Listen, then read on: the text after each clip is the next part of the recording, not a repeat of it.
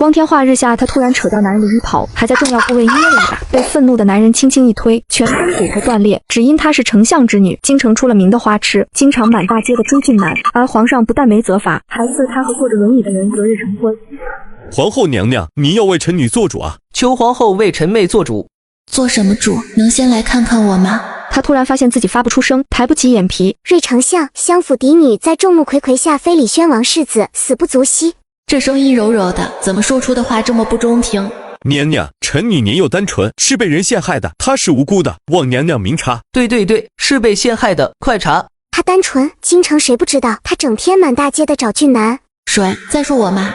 你也说了，我妹妹喜欢俊男，侧世子算美男嘛，所以我妹妹是被人陷害的。众人沉默，整个京城都知道侧世子面具下的脸异常丑陋。如此说来，好像真不是故意的。皇后娘娘，小女无意冒犯世子，可世子却有意将小女打成重伤，请娘娘给臣女一个公道。原来我就是那个花痴女啊！那位好像是爹的人，能不能先给我找大夫，换个地方，你再谈公道，谈索赔。瑞丞相，你闺女非礼侧世子，与目共睹，就算是无心之为，也是事实。况且她还伤了世子，死罪可免，这惩罚。娘娘，臣妹无罪，不该受惩罚。世子没有大碍，可臣妹却危在旦夕。对，快找大夫来，给我挪个地儿。这都是什么人啊？不知道先救人嘛？现在不是追究的时候，你们真的关心我吗？皇后娘娘，太医来了。王太医，你怎么才来？快给小女看看。好吧，是我错怪你们了，原来早宣太医了。大殿内静悄悄的，瑞锦熙感觉他的嘴被扒开，一粒药丸塞了进去，入口即化，火辣的疼痛很快得到缓解，紧蹙的眉头微微舒展。伤得很重，倒是没有生命危险。东医，新的换了，还没有生命危险。王太医，我能挪动妹妹吗？地上凉。还不行，需要医女帮忙查看骨头是否有断裂，不可随意挪动。听说是被侧世子打伤的。想到这儿，王太医疑惑的又给瑞锦熙探了探脉。奇怪，被世子盛怒之下打了一掌，居然没死，而且这样药效没这么快吧？王太医，小女还好吗？瑞香，小姐没有生命危险，但今后要好好调养，否则子嗣艰难。不可怜的闺女啊！好好的赏花宴，搞出这么一档就够心烦了。丞相还好个没完。王启，瑞小姐到底怎样了，让丞相如此悲伤？王太医无奈，皇后问话，他得据实相告，上前几步，尽量减小音量，将刚才的话复述一遍。是挺可怜的，子嗣艰难。去看看世子换好衣服了吗？这事他得在场。娘娘，老臣就这么一个闺女，就算拼上老命，也要讨个公道。这爹要是知道原主已经不在了，照这架势，真能拼命。皇后被闹得心气翻腾，瑞相可是出了名的护闺女，还是皇上的中流砥柱，处理不好，皇上那都无法交代。瑞丞相莫难过，本宫有个想法，侧世子重伤丞相之女，应该负责。本宫懿旨，宣王世子莫云策娶瑞香之女瑞锦熙为妻，伤好后择日完婚。我不嫁，我不娶。不能反驳。下一刻，莫云策一个借力，将轮椅连带自己落在皇后高座前。莫云策，别太放肆！昏迷的千金醒来的第一件事就是把救治他的太医送进大牢，只因他爹说过，爱美之心，人皆有之。小女单纯不会做错事，错的都是别人。什么时候了？快辰时了，小姐好些了吗？还疼吗？小姐，你终于醒了，吓死奴婢了。别哭了，我还活着。都怪表小姐，昨天就该让奴婢跟着，她说会照顾你，结果招出了事。小姐，医女来了。你叫什么名字？昨天是你帮我检查的。我叫什么不重要，昨天是我检查的，你没事，命够硬的。那太好了，你弄得我都疼晕过去了，还以为骨头断了。什么？小姐被你弄疼了？哼，你安着什么心，还让小姐晕过去？她本来就是晕的。你撒谎！我们小姐说是你弄晕的，就是你去找相爷和少爷们。你们想干什么？我可是皇上派来的。切，你是猴子派来的也不行，欺负我们小姐就不能放过。她连名字都没有，一定是罪臣之后。胡说什么？我可是胡太医之女胡月。那小姐刚才问你为何不说，一个医女竟看不起我们小姐。这几个丫头太棒了，不愧是爹娘训练出来的。锦儿，我的宝贝闺女，谁欺负你了？别怕，有爹在。妹妹，大哥去接王太医了，你哪儿疼？哥给你呼呼。对，三哥，我全身疼。相爷，就是这个女人，是他弄疼小姐的。你是皇上派来的，本相不为难你，自己向皇上解释吧。相爷不问青红皂白，就知道是我错了。我闺女说你不好，你就是不好。瑞锦熙搜刮了好几遍原主的记忆，都没有这个女人。爹，她和我们家有仇吗？昨晚检查时疼得我都晕了。你为什么故意弄疼姐儿？我没有，她昨晚本来就是晕的。我是睁不开眼，说不了话，但意识是清醒的。你就是故意的。你有证据吗？看我不顺眼，我自当回宫向皇上复命，莫要在此诬陷。王太医何时来？我疼，快点来，别来晚了我都自愈了。我可不想让人用异样的眼光看我。快去看看王太医到了吗？你还不走，要本相亲自送吗？爹，小心他去皇上面前说坏话。对，不能让他胡说。看住他，等王太医来，本相亲自送他回宫。我昨天不是故意的，不知道弄疼了瑞小姐，我道歉。切，道歉有用的话，衙门和大理寺就不存在了。老王，你倒是快看呀，景儿很疼。慌什么？这不再看了吗？怎么样？很疼吗？我不能动，一动就疼。那个医女昨晚故意弄疼我们小姐。王太医这才发现站在墙边的医女胡月，从她闪烁的眼神，王太医知道丫鬟说的不假，不由沉了脸。相爷，让大公子拿我名帖，请岑医女过来再查一遍。没想到花痴女与传说的单纯不同，如此敏锐。何为医你为何如此？我是不小心的。你到底做了什么？他将瑞小姐的肩胛弄错位了，还有胯骨。我没有，是世子打的，我只是手重，弄疼了他。当本太医是白痴吗？世子打的应是骨裂或断骨，不会是错位，是你检查时动了手脚。我妹妹并不认识你，你为何这么做？我是被昨天的气氛吓到，不小心造成的，不是故意的。哼，装什么可怜？刚才不是还瞧不上我们小姐，很傲气吗？好了，去伺候小姐吧。能否让岑医女留下照顾景儿？你随我进宫与皇上说明。可以。王太医与相爷交好，他也是如实禀告，不违心。两人带着胡月进宫，找皇帝说理。妹妹，等二哥回来，我们给你报仇。三哥，你们打不过世子，算了吧。再说，是我先碰到世子的，有错在先。那怎么行？他伤了妹妹，不能放过。害我的另有其人。妹妹可看到害你的人？当时人很多，我正在与表姐说话，有人说侧世子来了，他们连忙退后让路。就在我转身时，腿关节一麻，就向前扑去。大哥，表姐就在我身后，问问他是否看到了什么。哥哥去问，一定把害你的人揪出来。对，敢害我妹妹，就盼着小爷伺候吧。三哥，别冲动，做事要稳重。大哥，爹为啥会同意婚事？应该和时局有关，具体的要问爹。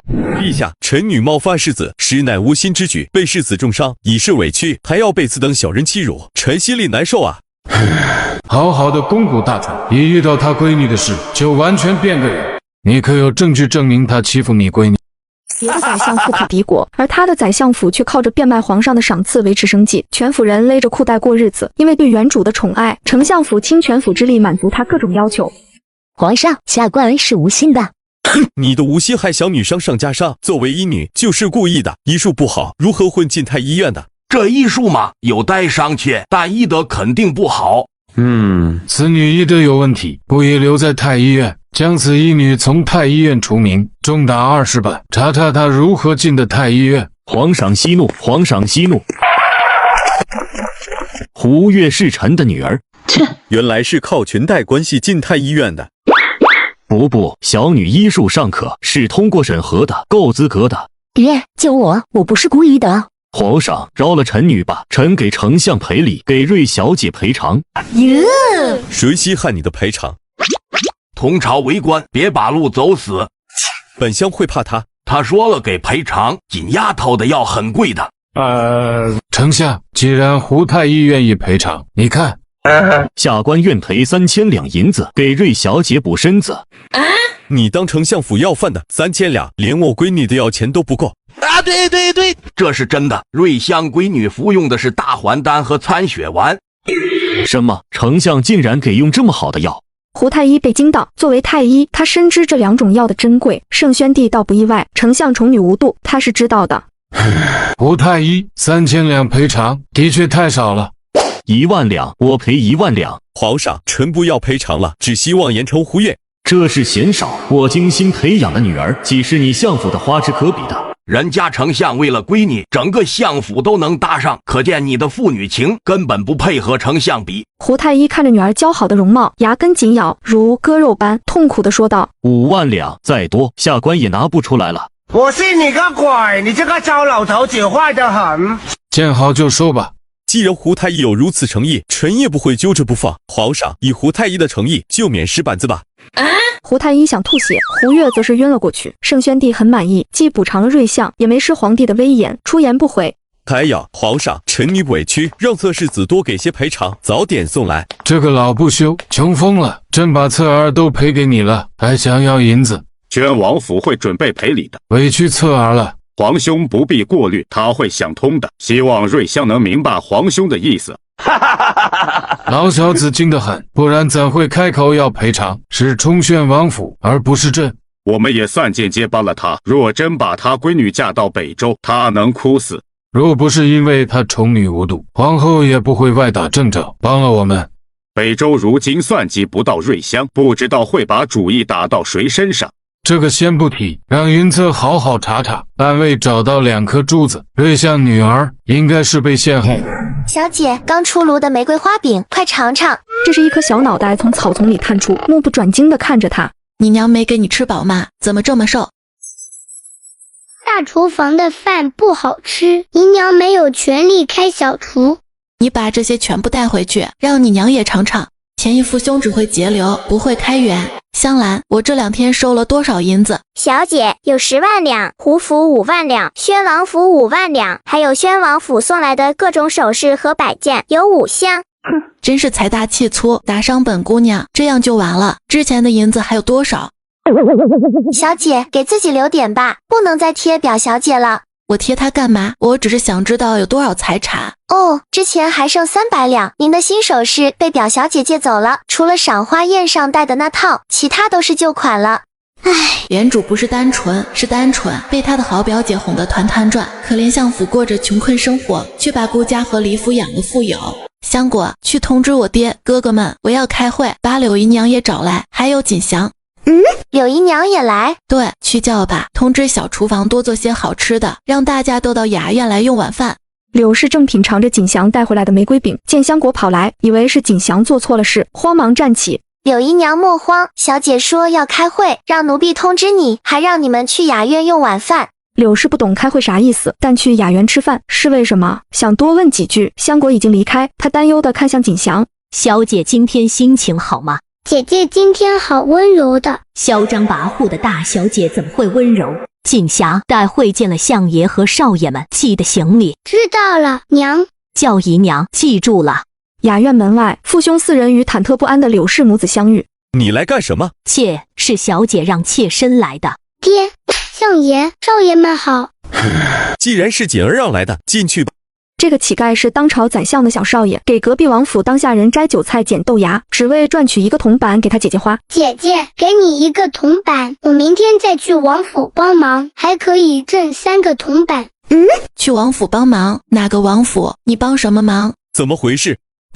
就在旁边宣王府，王府下人以为他是平民孩，让他帮忙摘韭菜，给了1个铜板。我没私藏，他们说明天捡豆芽，捡得多给3个铜板。你可是相府小少爷啊，不错，知道赚钱给姐姐用，很好。爹啊，他还是孩子，是相府小少爷，给下人做工赚钱，不丢相府的人吗？闺女，平时力挣钱，不丢人。哼，丢我的脸！爹，堂堂相府却要小孩子去赚钱，太过分了。今天是我们一家人首次团聚，吃完饭我有话说，开动吧。瑞丞相拿起筷子夹了1只鸡腿，其他人立刻开动。柳氏局促的半天没动筷子，小锦祥不知先吃哪个。瑞锦熙给锦祥夹了另1只鸡腿。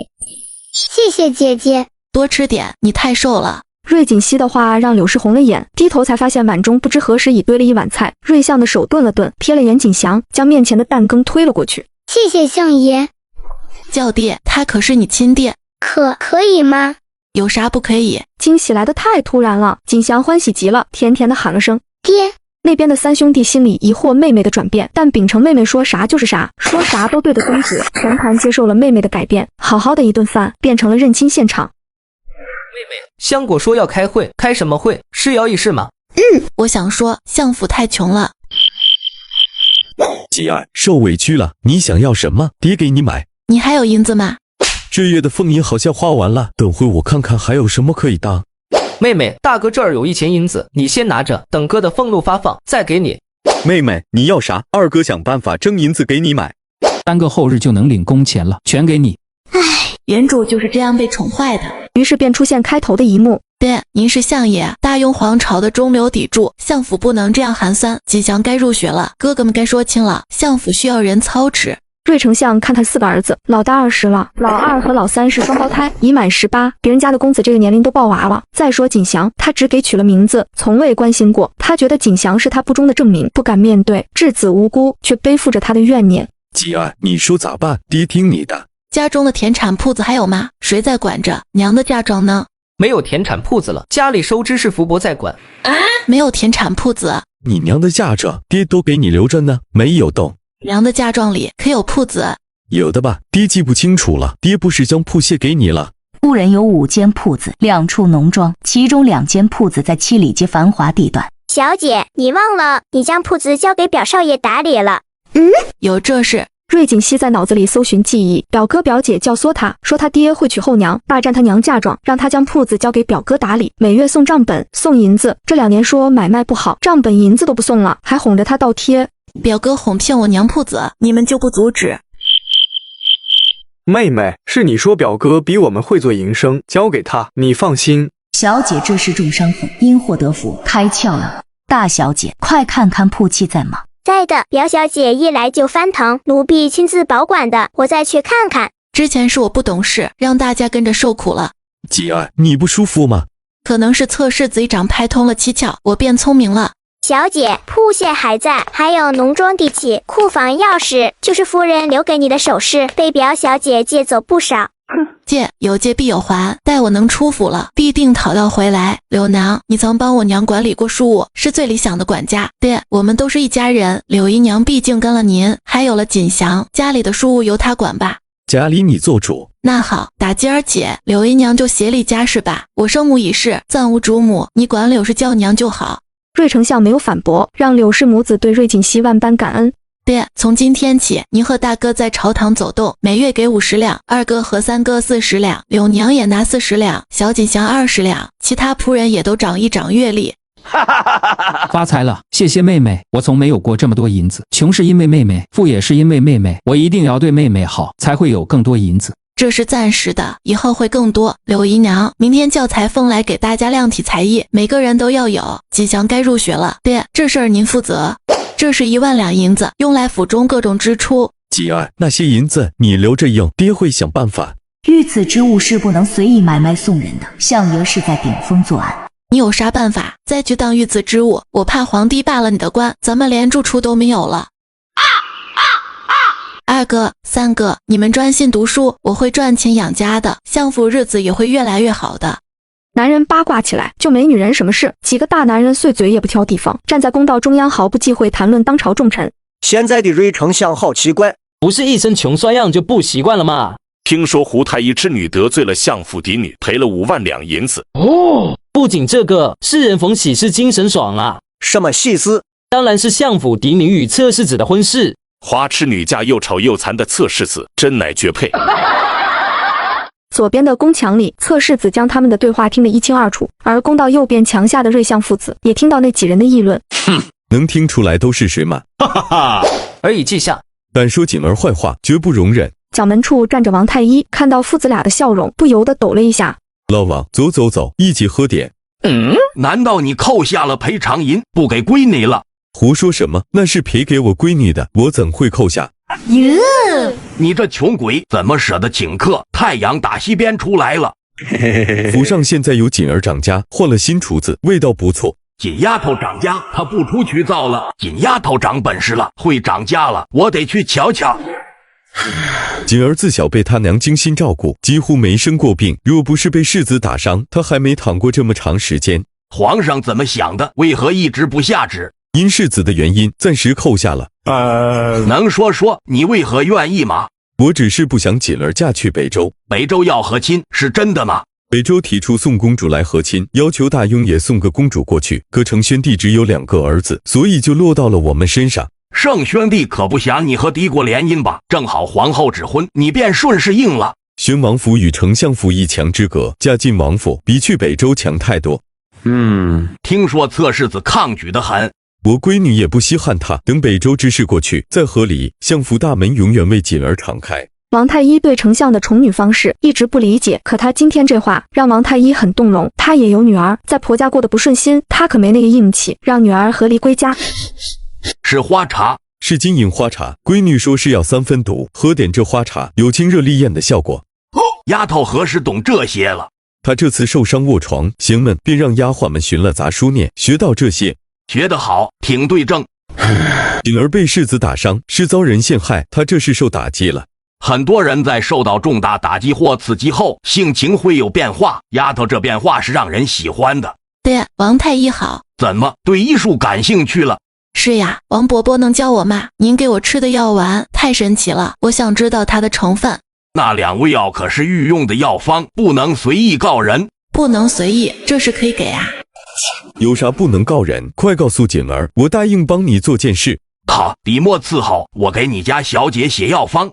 爹，不能随意应承别人，都不知道他要你做什么，万一是不好的事呢？药方我自己琢磨，爹不能有事，这可是我将来咸鱼人生的保障。没关系，你王伯伯不会害爹，这点信任还是有的。不想要方子了？要，你快写，我应下了。好吧，是我小人了，不过我真的想知道方子有几味药没品出来是什么药材，只觉得很关键。这些药材我没按入药顺序写，不要随意给人看，万一有人试做，就不是良药了，而是毒药。那我不是亏大了？益母草和鸡血藤都是活血的，我当时内伤应是止血的，可这2样配在参血丸里，不是相克吗？能看懂？不懂，只是这几日刚好看到鸡血藤不与人参同时，这方子里刚好有这2味。是学到东西了，这2味不能同时，亦不能同时入药，但入这副药却是可以的。王太医说完，端起茶杯抿了抿，这就是不想多说了。瑞锦熙暗翻白眼，这大概涉及古方秘技了，他也不强求，自己慢慢研究吧。我家锦儿好像对医术起了兴趣，你有空给教教。瑞相，宠孩子要有原则。咋地？你不想教？教，只要他想学，我就教，行了吧？这还差不多。别人把他家都搬空了，而他还乐呵呵的给人送银子。隔壁夫人看他傻得可爱，就想娶她过门。为什么是我？原本选的是武安侯之子，但事出突然，还被皇后插一手。但你母妃对瑞小姐有不同看法。她性子纯真热情。纯真，整天追着男人跑，是很热情。人家姑娘可没瞎追，是挑着俊男追的，而且眼光极好。母妃，您一定眼花了。瞎说，母妃年轻貌美，眼神好着呢。您不知道那花痴女很嚣张跋扈吗？嚣张是有，跋扈倒不至于。你好像很了解瑞小姐。不了解，就是看着特别顺眼，莫名的喜欢。侧儿娶回来，让母妃高兴高兴。母妃喜欢自己娶。我倒是想，你看皇上和你父王同意吗？荒唐。属下发现，相府大公子也在查这事，他找的是后府二夫人顾氏。这有什么关系？顾氏与瑞香狄女士表亲，那日出事时，他就站在瑞小姐身后，将当日所有人都查一遍。小姐，姚小姐来了，被门房拦住了。做得好，这柳姨娘办事甚得我意。你要见吗？见，我伤了这么久，她可是第一次登门。这2天正琢磨着要收回店铺，来得正好，先是探一下。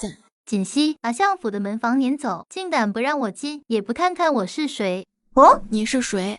被打傻了，不认识表姐了。表姐，我负伤1月有余，你曾来过。这个府里事太多了，表姐上有公婆伺候，下有侄儿照顾，实在忙不过来。切，你不过是庶出的2夫人，侯老太好像并不待见你。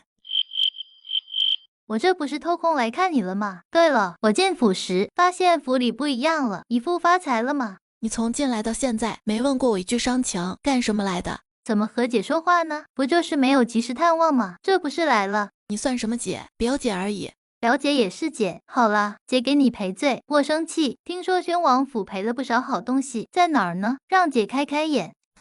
香兰，你放肆，干什么打我？小姐的东西不能随意动。你们小姐的东西，我想怎么动就怎么动。你小姐都没说啥，你发什么疯？我的东西你不许动，以后都不许动。锦溪真不认人了，是我呀，我们可是好姐妹。哼，把你借走的首饰还给我，还有这些年借走的银两。别瞎说，那些可是你给我的。是借，有借就要还，把这些年拿走的都给我还回来。疯了，你今天疯了吗？我是你表姐。切，一表3000里，有些账该算算了。那我看你是阿飘上身了，净说胡话，快找大夫给你们小姐看看，别是得了癔症，真是晦气，出门该看看黄历。小姐，就让她这么走了吗？香草，你跟上他，看他是直接回府，还是去了其他地方。是。香柚，请2少爷和3少爷来，再找个可靠的人去看看表哥在哪，在做什么。我们今天会不会打草惊蛇，让他们有了提防？不怕，就是要惊一惊他们，让他们慌乱，才有机会拿回属于我的东西。妹妹，出什么事了？二哥、三哥，刚才表姐来，我让她把借走的还回来。她可能以为我是一时闹脾气，也可能会当真。若是当真了，就会与表哥商议对策。妹妹想我们去监视。是的，我担心他们转移财产，他们欠我很多，数目巨大，真让他们还，不一定能全还上。我去京府衙门看看底部上铺屑有没有变动。小姐，我看到表小姐去找表少爷了。注意看，他把这条街所有商铺都拱手送人，而且每月所有亏损由他买单，因为眼神不好看错人，上天眷顾，送他一副透视眼。小主子们突然到此，不知何事。老掌柜贵姓？不敢，在下免贵姓张，是你们母亲的陪房管事。张叔，顾清贵多久来一次？1旬，来拿银子。可有入账？有的。小小姐，您这是？瑞锦熙快速地翻了一遍，买茶的不少，生意不算差。顾清贵骗了原主好几年。张叔，以前是我不懂事，被顾清兄妹哄骗着将铺子交给他们管，现在我要收回自己管。是真的吗？你安排人将所有账本整理出来送到相府，不要惊动顾清贵。好。我娘其他铺子的掌柜您熟吗？熟是熟，但近2年来往少了，只有布庄的老李时不时的来喝口茶。从今天起，不能让顾清贵取走银子，我会在月旬时让三哥来取。小小姐，若真要收回自己管，不如先去春正街看看。可是有不妥。他换了掌柜，林掌柜不知去向，他家人已找了月余。谢谢告知，麻烦您告诉我林家人可去相府找我。顾清静不在茶铺，你干嘛守在这儿？他进了脂粉铺，一直没出来。脂粉铺不是来找顾清贵的。还要跟吗，妹妹？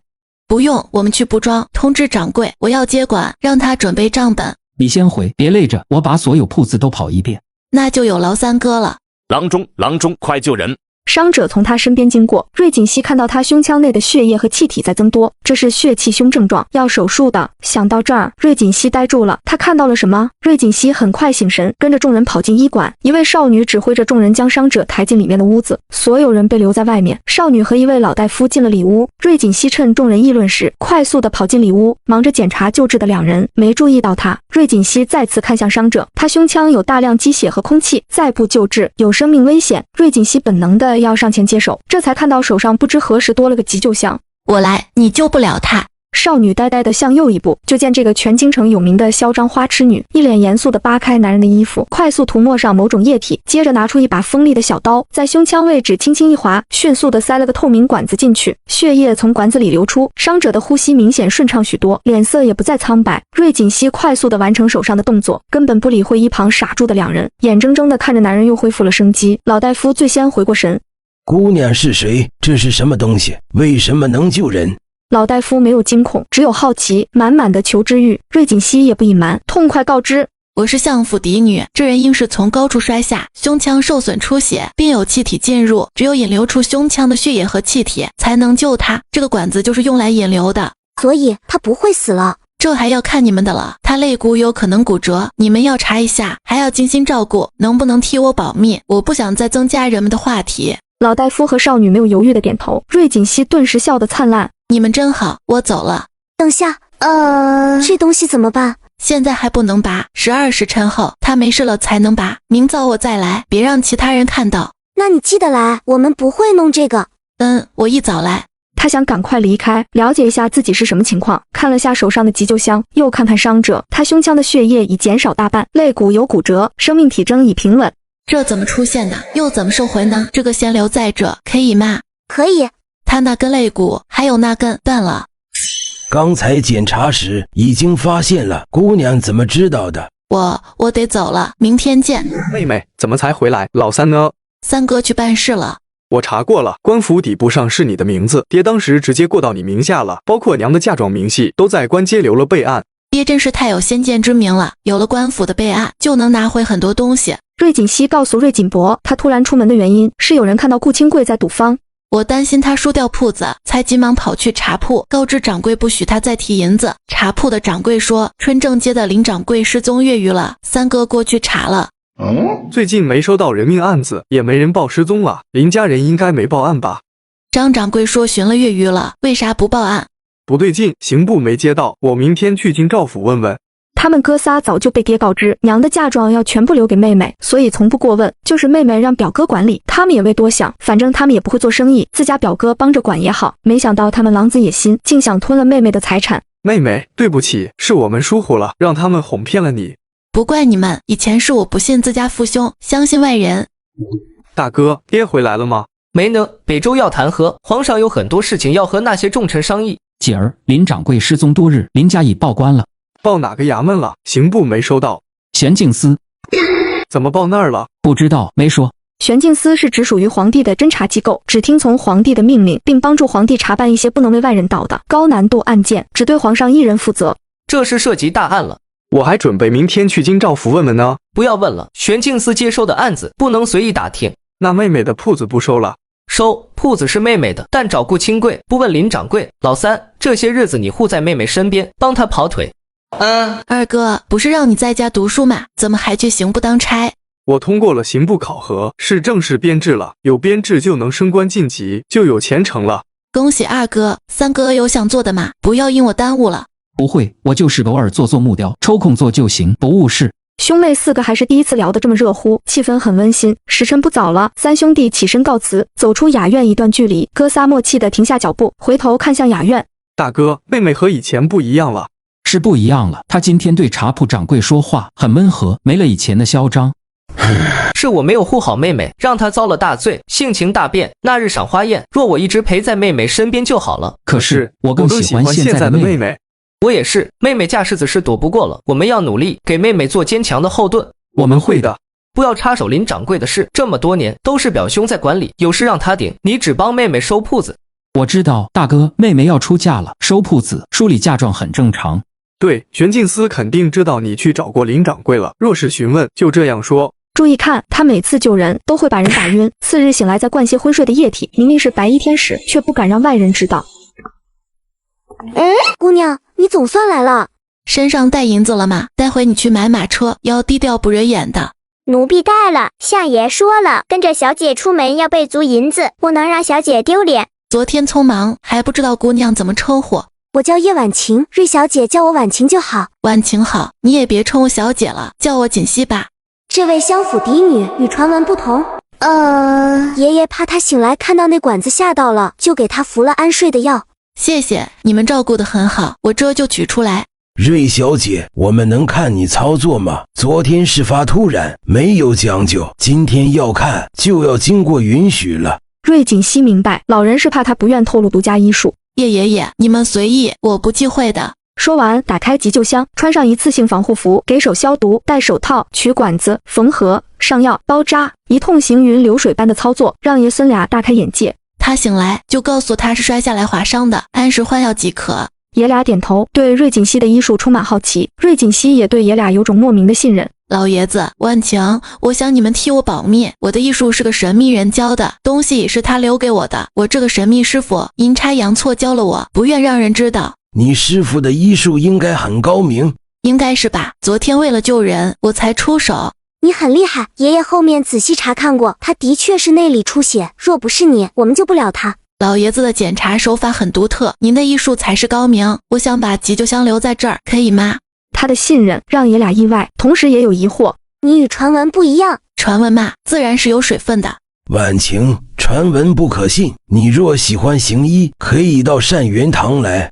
哦，真的吗？瑞锦溪开心的双眼冒光，老爷子看着他惊喜的眼神，再次点头。这孩子的眼神明亮，不是那种耍心机的。谢谢您，我不能常来，但有急症可以去相府找我。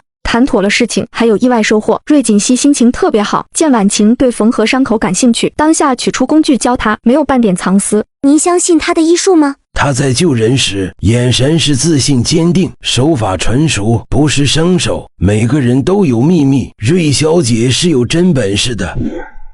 相府三公子今天去了林家。他怎么会去呢？春正街首饰铺是瑞香乙氏夫人的陪嫁，一直是顾清贵经营，估计要收回自己管。自己管？他有那脑子吗？顾清贵可知道此事？应该不知，他一直待在赌房，属下回来前还未离开。瑞小姐会不会发现顾清贵干的事，才要收回铺子？多年不管的铺子，为何突然收回？瑞小姐收铺子，也许是为准备嫁妆。你可真会想。小姐去哪了？没交代吗？少爷，小姐去哪？别说没交代，就是我们跟着，也是经常变的。就在瑞锦琛再次开口时，瑞锦熙被香兰背进来。妹妹，你怎么了？这一大早去哪了？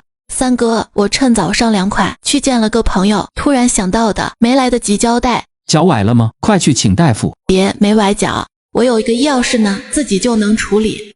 妹妹受伤了就躺着，不碍事。三哥，今天还得辛苦你去找顾清贵，让他交账本，我要查账。我待会就去。除了春正街的首饰铺，其他铺子的掌柜今天就能交上来。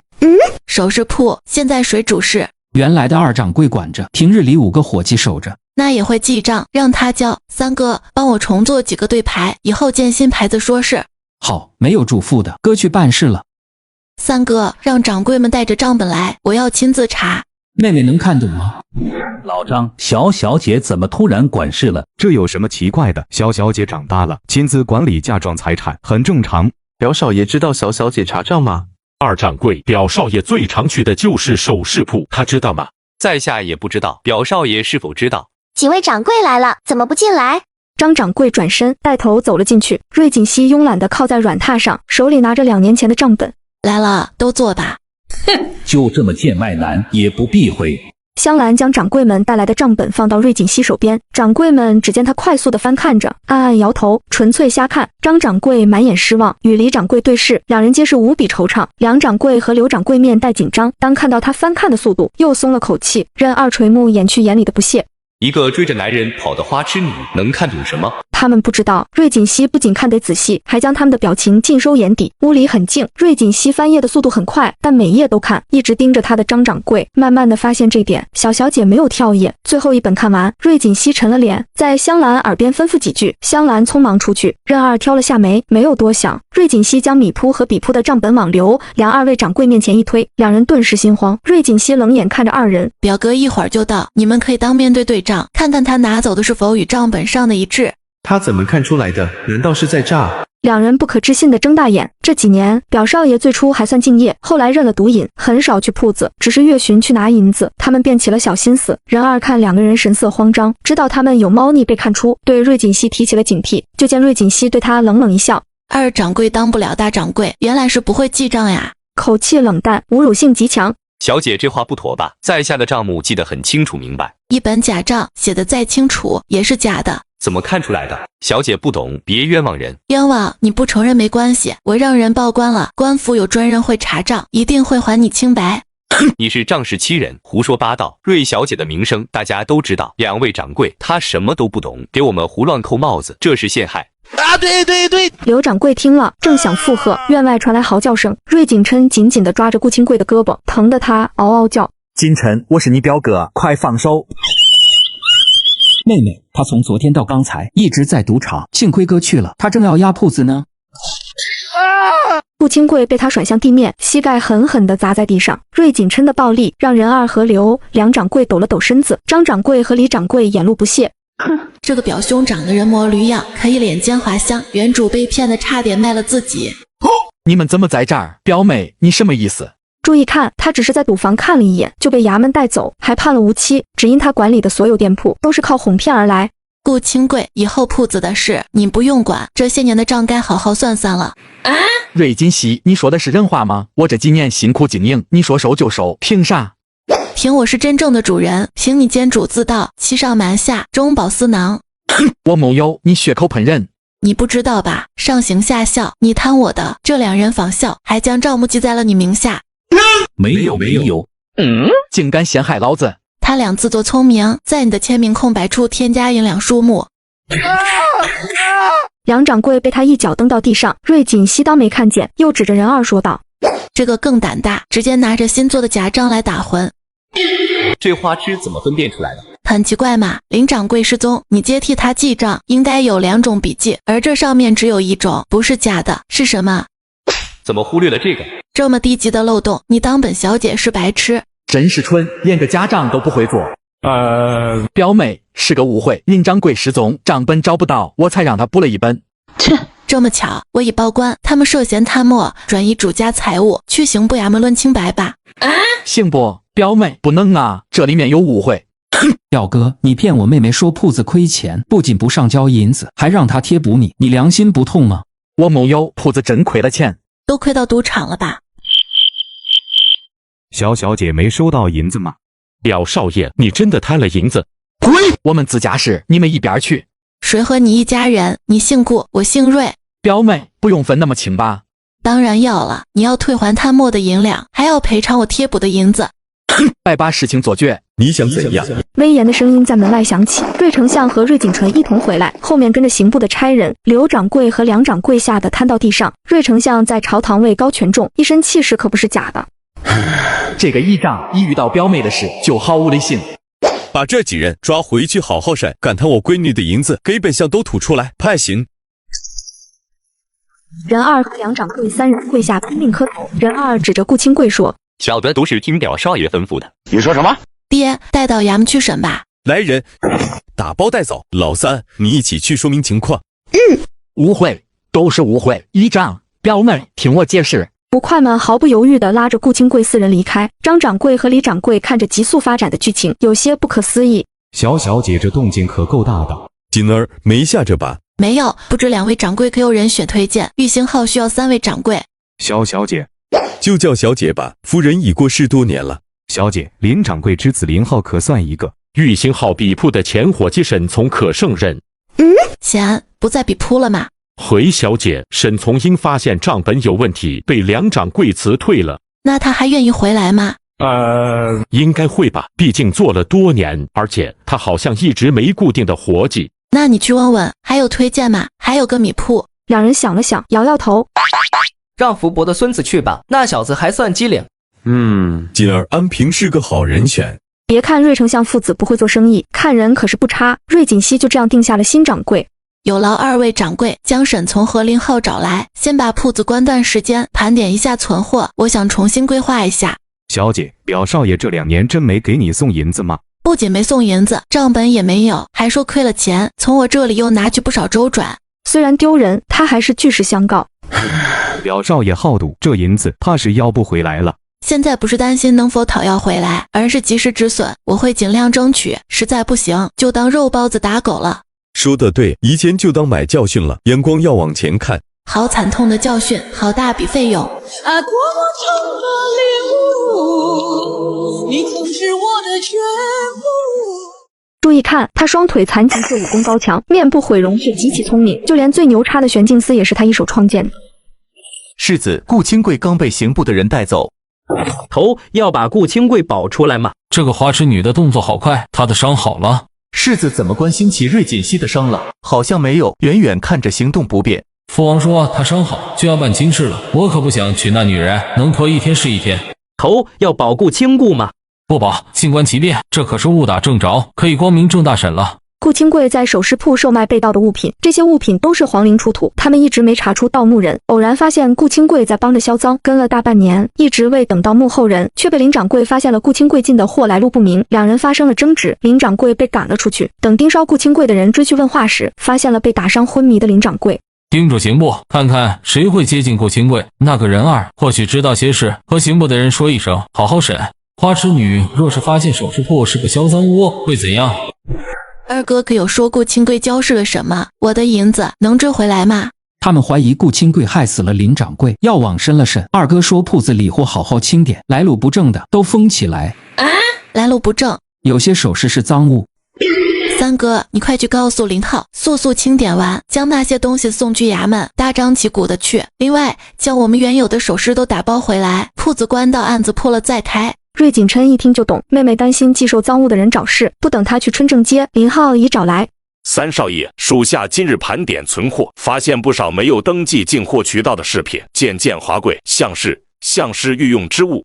怪不得玄镜司会插手。三少爷，我爹失踪会不会与此有关？林浩，不瞒你说，刑部正在调查，你赶紧回去，将所有首饰打包，来路不明的送到刑部去，其他的送回来。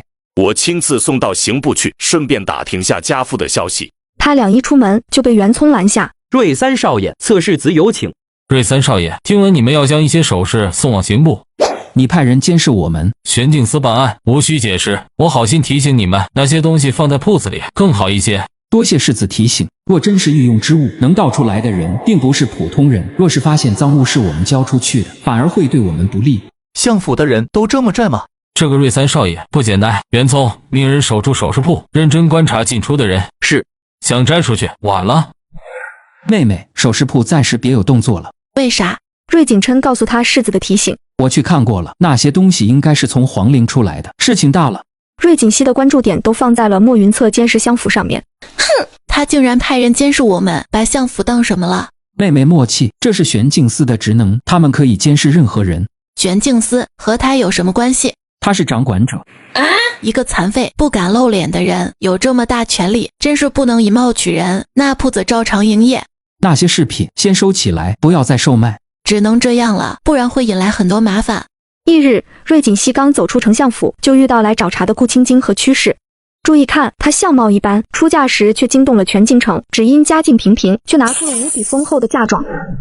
你个没良心的！你表兄为你掌管铺子，你却送他蹲大狱，你还我儿子！切，你是个什么东西，敢在相府门口撒野！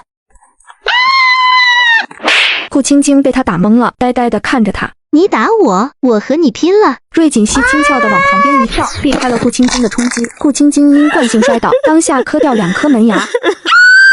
天杀的，你竟然打人！快来人娘，大家都来看看，这相府嫡女忘恩负义，陷害表兄，打表姐，还要对付亲姨。这条街住的都是朝堂重臣，来往的都是权贵人家，相府门口的动静让不少人停步观看。活该，大清早扰人清静。宣王妃不知何时站在了两府之间的墙根，一脸看戏的表情。你们母女可真恶心，吃我的，用我的，又拿又贪，哪来的脸上门找事？你胡说，我们顾家是显贵人家，拿你什么了？贪你什么了？你头上的金钗，耳朵上的坠子，脖子上的链子，手上的镯子都是我的。他每说一样，屈氏就伸手摸一样，恨不得藏起来。那心虚的举动让围观众人明白，瑞锦熙说的是真的。哼，顾家显贵，小小四品官都是拜我爹给的，靠哄骗我的银子才有吃有喝，不然你们根本就是破落户。说我没良心，你们的良心呢？狗吃了。去给本小姐搬把椅子来，他们既然不要脸，在门口大闹，本小姐奉陪。就在这里说道，没眼力劲儿的，不知道给本妃也搬张椅子，再拿些瓜子茶水。丞相闺女嚣张，不是追男人吗？像这样嚣张还是第一次。要把你公婆请来吗？安远侯知道你1多半的嫁妆是从我这儿偷去的吗？当年顾家嫁女，嫁妆可是非常丰厚的，原来是偷的啊！周围一片哗然，顾青晶嘴唇肿得老高，他想离开，却被家丁们拦住。急什么？来都来了，今儿就白扯得明明白白。这些都是你自愿的。当年我母亲过世，你们哄骗我将银钱交给你们保管，只是这保管的财物为何成了你女儿的嫁妆？屈氏眼神躲闪，不知如何回答，扶起顾青晶想离开，相府的家丁和围观的人挡着，他们找不到出路。顾清贵好赌，贪摸铺子的银两去赌博，好一幕，你为何不说？屈氏被众人指指点点，抬不起头。你们拿走的，我这里都有记录，一样不缺，一样不损的还回来，否则本小姐上衙门告你们偷盗、欺诈。胡说，我们偷什么了？欺什么了？不告而取，谓之偷也；欺我年幼，哄骗钱财，诈也。顾夫人，我们有证据，你们母女拿走的所有东西，我都做了记录。生母真有远见，培养了几个聪慧忠诚的丫鬟。姨母，您是体面人，这事儿怎么解决？您自个说说。解决个屁呀！瑞锦熙，你不让我们走，就是禁锢，不怕相爷被弹劾吗？好啊，我让你们走，只要你们不怕被婆家休弃。你想做什么？香兰，去衙门击鼓头状子，我倒要看看，是他们先弹劾我爹，还是衙门先抓他们。你刚才说漏了，这戒指也是我娘的。既然姨夫人把首饰带来了，就别累的再带回去了，给我全取下来。一声令下，香兰他们齐齐扑到曲氏身上。曲氏的丫鬟要拦，被相府看热闹的婆子们架住，场面很混乱。瑞锦熙笑眯眯地看着要跑的顾青青，注意看，她头上戴的金钗，耳朵上的坠子，脖子上的链子，手上的镯子，没有一个是她的，就连衣服都是别人的。别忘了顾青青，把她身上的也给我拿下来，那裙子也是我的。小姐，裙子别扒了吧，脏。不要了，施舍给她了。围观的人议论纷纷，说什么的都有，也有人不赞同瑞锦熙的作为。他斜眼看去，欠债还钱，天经地义。宣王妃看得直乐呵，曲氏母女身上的饰品被取了下来，披头散发，狼狈不堪。瑞锦熙让家丁给他们让开通道，对曲氏道：姨母将从我这里偷骗的财物3日内都还回来，否则我们衙门见。曲氏顾不得反驳，带着顾青青仓皇离开。不消片刻，相府门前的闹剧就传遍京城。他的注意力被墙脚下的妇人吸引，雍容华贵的妇人坐在大庭广众下，仪态优雅。宣王妃，未来的婆婆。宣王妃见他看到自己，笑眯眯的招手。瑞锦熙灿然一笑，大大方方的走过去。好俊的丫头，说来奇怪，第一次见瑞香嫡女就很有好感，如今更甚。见过宣王妃。锦熙，我可以这样叫你吗？这丫头长得娇娇嫩嫩的，气场强大，不惧世俗，越看越喜欢。王妃自然的亲近，表情真挚，没有异样的目光。王妃随意。锦熙干得漂亮。王妃不觉得我太嚣张吗？不觉得我错了吗？都被欺负上门了，不打回去是傻子。不论对错，先打了再说。这话让瑞锦熙从内心欢喜，脸上绽放着璀璨的光芒。锦熙啊，那母女俩可不是善茬，需要帮忙就和我说，王府离着近，派人说一声，我一准来。亲切的语气让瑞锦熙对王妃的好感加深。那个残废是子命真好，有个开明通情的娘。谢谢王妃，我能处理。瑞锦熙的自信淡定让宣王妃更加欣赏。婆婆看媳妇越看越稀罕，瑞锦熙被她看得终于有了不自在。这丫头就该配给云策。母妃，你在干什么？你怎么和花痴女说话？云烈，不得无礼，锦熙是你未来嫂嫂，快道歉。才不，大哥不会娶她的。王妃默契，她说的对，这婚事太勉强了。不勉强，放心，你坐定我儿媳妇了。臭小子，3天不打上房揭瓦。注意看，明明医术超群，却还要拜师，只因他的医术来自现代，对于现在的时空格格不入。锦熙，你来的正好，检验一下我的缝合术。婉晴，很多伤口不需要缝这么细，你是在救命，不是绣花。爷爷，之前锦熙说的接筛续脉，方大柱有希望了。哦，断掉的筋脉真能接好吗？要看伤情，还有伤了多久，若是神经坏死的就无法补救了。你救救方大柱吧，他们家就他一个劳力，若治不好，那个家就垮了。人在哪儿？我得看过之后才知道能不能补救。先让锦丫头吃饭，派个药童去通知方大柱下午来。好嘞，我这就去给锦熙备饭。锦丫头近日可是有受伤，且伤得不轻。是的，老爷子，被您瞧出来了，您的医术比太医院王太医厉害多了。嘿嘿，王太医是我师叔，他师父与爷爷同出一门。我爹还想我跟他学医来着，可惜王太医好像没那意思。这时空的医术和前世不大相同，草药也完全不一样，真得拜个师傅，既能学新医术，又有借口行医。你的医术很好了，还要学？学无止境嘛，每个大夫擅长的方向不同，需要多方面学习。这话在理，特别是用药上，每个人都有独家秘方，都有专长。若你愿意，可跟着老夫学本门医术。瑞锦熙大喜，立即下跪要拜师，被叶老爷子拦住。你已有师傅，无需拜在我门下，老夫一样教你，不会藏私。叶老爷子心胸开阔，都不计较，我师傅也不会介意的。婉晴，取来一套金针和药草大全，这是为师的见面礼。以后行医师出有名啦。锦熙丫头太帅了。没想到他不仅花痴，还暴力。No， 哪暴力了？从始至终就打他表姐一巴掌，还是他表姐先动的手。锦丫头还是胆子小，应该多揍几下。母妃，暴力是解决不了问题的。你打伤锦丫头才叫暴力。我那是条件反射。那女人的手放到了不该放的位置。我说侧儿，你惜福吧，若不是误打误撞，有人嫁你吗？唉，都怪我当初弱势。母妃，怎能怪你？他们处心积虑要害人，我们防不胜防。你的脸。没事，母妃不用担心。您刚才说瑞锦熙要他们3日内还银子。是的，锦丫头说不还就去衙门告他们。侧儿，锦丫头要是告状，你帮帮她。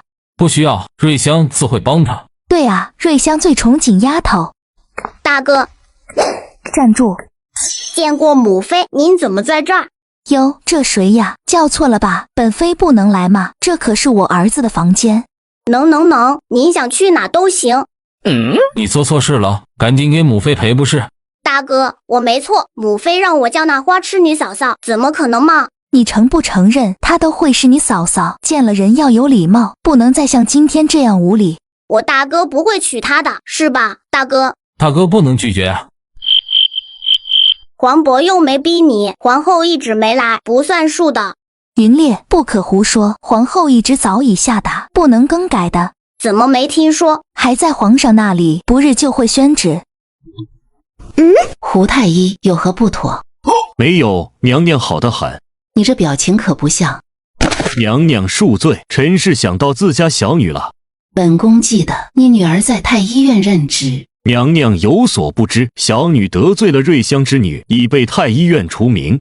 他将经过挑挑拣拣的说完，皇后想起了赏花宴。本宫的赐婚懿旨还没下到梁府吗？魂娘呢？不知为何被皇上扣下了。注意看，他想抗旨，当朝宰相就无条件的支持他，只因别人伤筋动骨100天，而他只用了几天就恢复如初。怎么好这么快？王太医用了圣药参血丸和大还丹。什么？他也配用圣药？皇后的怒火被点燃，这2样药极其难得。本宫去见皇上，既然好了，就该成亲了。一个花痴女，就因为是瑞香的女儿，就能用圣药，实在可恨。一个残废，皇上拿她当宝，自己的儿子多努力都看不到，凭什么最让人看不起的2人能得到皇上的眷顾？姐姐，你被欺负了吗？锦儿，你可有伤到？柳氏当时在干嘛？爹，我没伤到，柳姨娘一早就去装上了，别迁怒人。柳氏感激地看看他，确定他没事，松了口气。我没事，你们看我是能被欺负的吗？你们小瞧我。我们就是担心你。我要宣布一个好消息。什么好消息？我拜师了，我拜了善元堂的叶老爷子为师，跟着他学医。锦儿，你真的喜欢学医？是的，爹，我突然发现自己挺有学医的天赋。好，你喜欢就好。叶老先生的医术比王太医还高，他能收你为徒，是你的造化。爹认识叶老爷子？老先生曾被请进宫看病。善元堂是真的善，好多穷人看病是免费的，而且里面的大夫个个医术高明，衙门的弟兄受伤了都去那看。锦儿，叶家爷孙都是可靠的人，你给自己找了个好师傅。我很幸运，明天我就要开始学习了。铺子和庄子的事就麻烦三哥和柳姨娘关照了。不麻烦，妹妹学好了，给三哥看病。才不，我要你们无病无灾，平安顺遂。锦儿说的对，我们全都要好好的。相爷，宫里来人了，快转。相爷，皇上让咱家来宣旨，请福公公宣旨。奉天承运，皇帝诏曰：因皇后赐姓，丞相嫡女瑞锦熙才得兼备，慈公书圣，正顺自然，正直妙龄，特旨婚宣王府世子莫云彻为世子正妃，择优师择日完婚。瑞锦熙感觉有雷在耳边响，浑浑噩噩的领旨谢恩，大太监何时走的都不知道。刚来这个世界享受几天亲情，就要骨肉分离了。本以为一直未宣旨，是凭爹能耐，想办法推了婚事，结果还要成亲。锦儿，你怎么了？爹，你真把女儿嫁了，太不给力了。锦儿，让你委屈了。爹本想多拖些日子，可皇后昨日大闹御书房，皇上无奈，只能宣旨了。爹，这里不是说话的地方，去书房吧。爹不想你远嫁，皇上更不会让相府与北周有牵扯。正好赏花宴上，皇后歪打正着解决了问题。皇家的事为啥要让臣子承受？我不去北周，这事会落谁头上？还未商定，但自有舍得女儿换富贵的。世子欺负我，怎么办？他敢，锦儿别怕，爹和王爷商量一下，在隔墙上开个洞门，你每天都能回家。世子若真对你不好，等北周事了，你就和离归家，爹养你一辈子。大哥也能养你，还有二哥。我也能。若是我抗旨呢？抗就抗了，大不了一死，只要我们全家在一起。对，我这就进宫向皇上退婚。爹，事已至此，嫁吧，如爹所说，大不了和离。不，我休了他。宣王府，宣旨公公刚走，宣王妃迫不及待要去翻皇帝选日子。王妃可真心急，世子成亲不得钦天监看日子吗？侧妃说的是，侧儿成亲是大事，王爷你现在就去钦天监，今儿就把日子定下来。好，我这就去确定日子。王府的日子要热闹了。你在嘀咕什么？大哥，府里俩女人已经不亲近了，再来一个能唱戏了。小孩子懂什么？母妃从不理会其事。可那个花痴女会偏向谁？她若对母妃不敬不孝，休了便是。婚事定了，两个当事人都是高高挂起，事不关己，只有宣王妃情绪高涨，特别忙活。瑞锦熙只关心她的银子。香兰，顾青青可有派人来？注意看，这个女人为了讨好婆婆，把所有的金银首饰全都送给了她，没想到却被赶出家门。帮我把这份诉状送到刑部，告诉二哥，让他同僚去抓人。只因一份诉状，把这个女人告到了刑部，而她刚到衙门，婆婆就派人送来了一纸休书。真是上不了台面的东西，小妾养的，找的婆娘能是什么货色？真是丢尽了侯府的脸。相爷千金会迁怒侯府吗？切！瑞锦熙都将他告到衙门了，怎会迁怒侯府？我们可是撇清关系了。对，来人，叫二少爷赶紧写休书。哼，人被你们撵出去了，嫁妆却被你们扣下了，相府千金要的是银子。于是就有了开头时的一幕。顾家一仗是4品官，可这顾氏嫁的可是安远侯府。瑞锦伯，你有何意见？大人，我还是避嫌的好。大人，宣王府和相府联姻，可有听说？听说了。皇上因皇后一职又下了圣旨。世子可是与玄镜司关系密切？赵大人懂了，安远侯可比不过侧世子，更比不过玄镜司。来人，顾氏贪没相府财物做嫁妆，理应归还。去过府和侯府带人犯。两拨捕快同时办差，还是去了权贵聚居的方向，吸引了很多百姓跟着看热闹。屈氏正躺在床上骂瑞锦熙呢，婆子进来禀报：太太，刑部衙门来人，说您被告偷窃、哄骗、强占他人财物的罪行，要带您去衙门问话。天杀的小蹄子，真是不讲亲情了。体面点，自觉跟着走，别逼我们动手。屈氏不想去，又怕捕快真的动手，只好跟着走。哎呦喂，老天爷呀，这叫什么事啊？还有没有王法了？王法？你眼里可有王法？瑞锦熙讥讽的话语从大堂外传来，而此时衙门外挤满看热闹的人。这就是那个花痴女吗？一点也不像啊！这娇柔温满的女还会追着男人跑。屈氏扑上去就要打，瑞锦熙见躲不过，抬脚踢了出去。屈氏肥胖的身躯跌坐在地上，发出好大的声响。这一幕让所有人大跌眼镜。妹妹脚疼吗？不是应该问地上的人吗？那一声好大，应该跌得不轻。大人，您看到了，是这妇人偷袭在先，令妹是正当防卫。对，本官看到了。怎么说都是亲戚，有必要闹成这样吗？瑞锦纯官职不高，但是御前红人，又是瑞相长子，不是他能质疑的。瑞锦熙学过心理学，从赵大人的表情看得出他在歪歪。大人，她虽是我姨母，可从没把我当亲人，其我当初年幼，又遭逢丧母之痛，坑骗霸占相府财物，致使相府多年来穷困潦倒。相爷的确寒酸，满朝皆知，这不都是你造成的吗？唉，都怪小女有眼无珠，错信了姨母和表兄表姐。哄骗小姑娘，霸占人家财产，小心天打雷劈！切，你们别听他胡说，定罪要有证据。大人，请派人去他家里搜查，很多摆件事物都是我娘嫁妆，官府都有备案，可做证据。屈氏听到这儿，气势顿消，又开始哭嚎，直呼命苦。赵大人命人去顾家搜查，前往安远侯府的捕快回来一个，后面跟着小跑的香果。大人，侯府闹得不可开交。为何他们还要克扣顾氏嫁妆不成？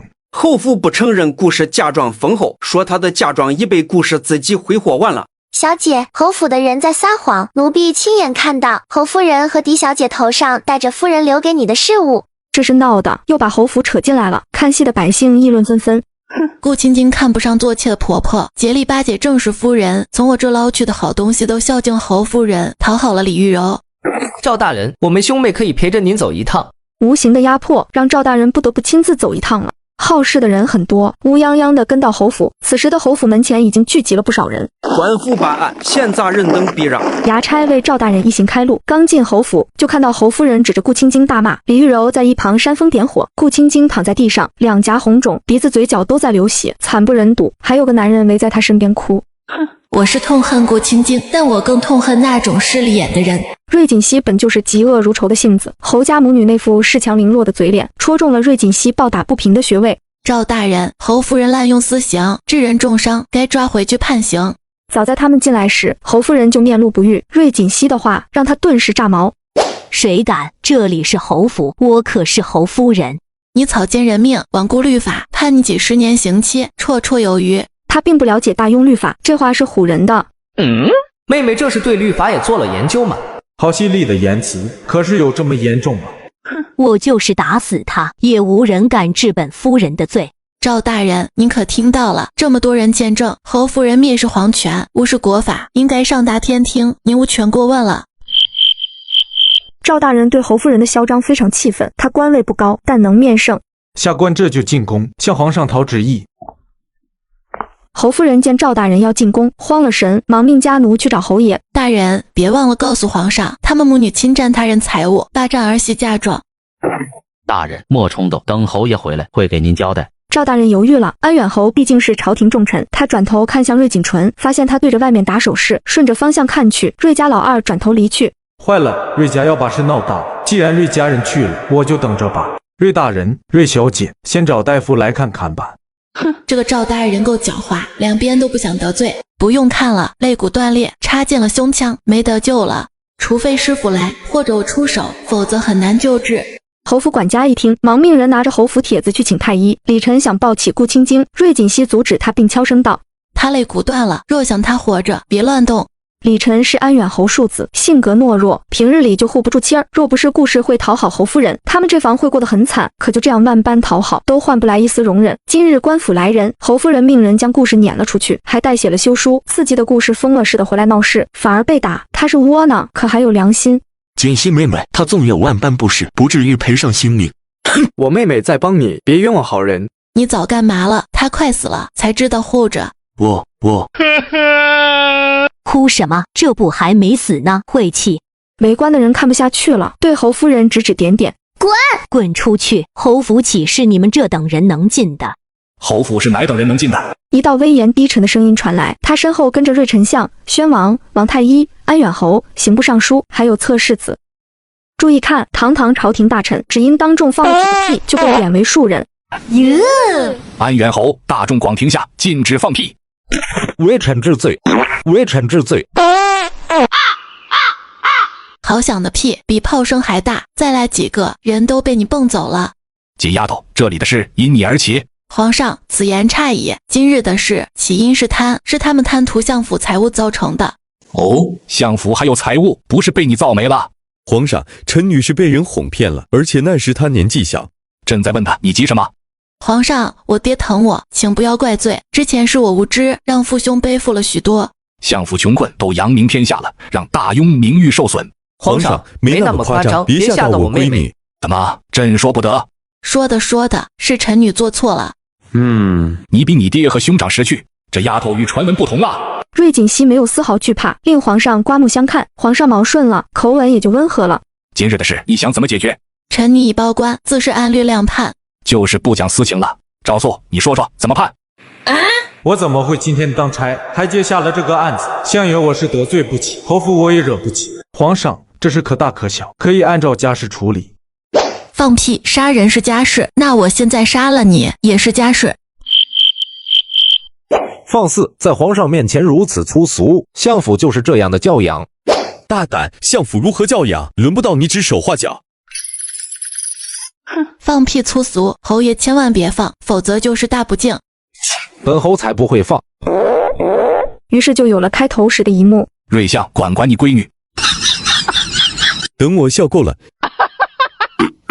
姐儿，杀人犯法。爹，随便杀。大庸朝就是百姓的家，天下百姓是一家，看谁不顺眼，杀了便是，不需劳动官府。朕觉得锦丫头说的有理。赵丽抖着身体告罪求饶，安远侯跪在他旁边。宣王转脸看看在人群后的莫云策，很想知道他此时的想法。锦丫头，朕让你处理，你会怎么做？一定要说嘛。一定要说。一码归一码，顾家骗占财物，除归还所有财物外，可根据他们的认罪态度和大庸律法量刑。安远侯夫人的罪行就严重了。当家主母处置府上的人，在各府后院都是常事。安远侯夫人早没了之前的嚣张跋扈，她觉得是瑞锦熙无中生事，只是她倒霉遇上了瑞锦熙。皇上，侯夫人侵占他人财物，明知故犯，重伤顾青荆，草菅人命，不惧王法，蔑视皇权，谁给他的底气？皇上可得好好问问。小姑娘站在那里，身姿妖娆，亭亭玉立，薄施粉黛的甜美脸庞，神情严肃，有着冷峻，透着霸气。这哪是花痴女该有的气质？可见传闻不可信。难道赏花宴那日是我误会她了？皇后没准做了件好事。瑞锦熙看到王太医检查完，给顾青荆喂了2颗之前自己吃过的药丸。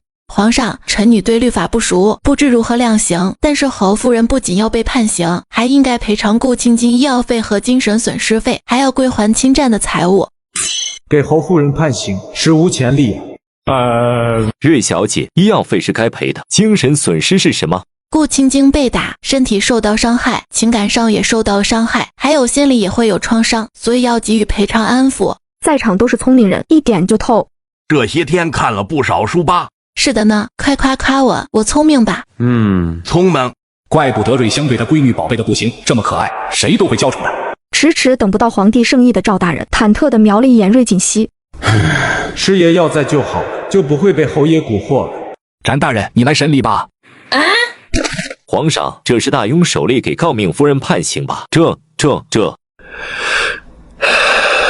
安远侯犯大不敬之罪，贬为庶人，夺其妻诰命。有了这份圣意，展大人很快做出判决，责令李卫士退还儿媳嫁妆及属于瑞家的财物，并赔偿顾氏医药费和精神损失费1万两，另判李卫士10年牢狱。责令顾家退还所有欺骗霸占的财物，顾氏母女判8个月劳役。念顾青荆重伤，可在伤好后服刑。顾清贵牵扯其他案子，暂缓量刑。皇上，小民愿代其服刑。这项懦弱的男人，今天对顾青荆一直维护。皇上，顾青荆发生这样的事，不可能再在李家生活，求皇上赐个恩典，放他们一家离开。小民愿意，我不要李家一分一毫，只求带着娘亲和妻儿离开。脱离家族还分文不要，这是受了多大的委屈，只求离开。真是不是该摘了你脑袋？皇上饶命，臣草民愿与庶子脱离关系，许他带走亲娘。一句话，问题解决了。瑞锦熙见识了皇权的威力，他对皇帝比了个大拇指，皇帝看懂了，心情顿时美好，连带着对赵素的惩罚也轻了很多。赵素明日起守城门半年。臣谨遵圣令，谢过瑞小姐。为官不易，你也没什么大错。深得为父真传，会来世。安远侯府的事一夜之间传遍京城。注意看，眼前这个女人为了1两银子大闹安王侯府。要知道，这安王侯府连县太爷见了都不敢招惹的，没想到却被他一撸到底，彻底凉凉。你未来儿媳的确不错，干得漂亮，走去库房挑聘礼。日子还没算出来，不急。我急，要是挑不出来，还得去外面置办。听说相府是几丫头当家，姨娘协理，这走礼就由我和相爷谈吧。我先见见，再看看儿媳妇的意思。一口一个儿媳妇，好像有多亲近似的。你给我好好提醒侧儿，娶回来就真心相待，别搞出侧妃侍妾来，否则不等紧丫头找事，我先打断她那条能用的腿。特儿2腿残疾，何时好了一条？如今心腹进了门，你说话要注意了。注意什么？不要说你的风流史嘛。那是意外。这些年我可一直洁身自好，你不能总揪着不放。你警告他，别在我儿媳面前搞事，不然他的好日子到头了。夫妻俩拌着嘴去库房，没注意到旁边有双恶毒的眼睛注视着他们。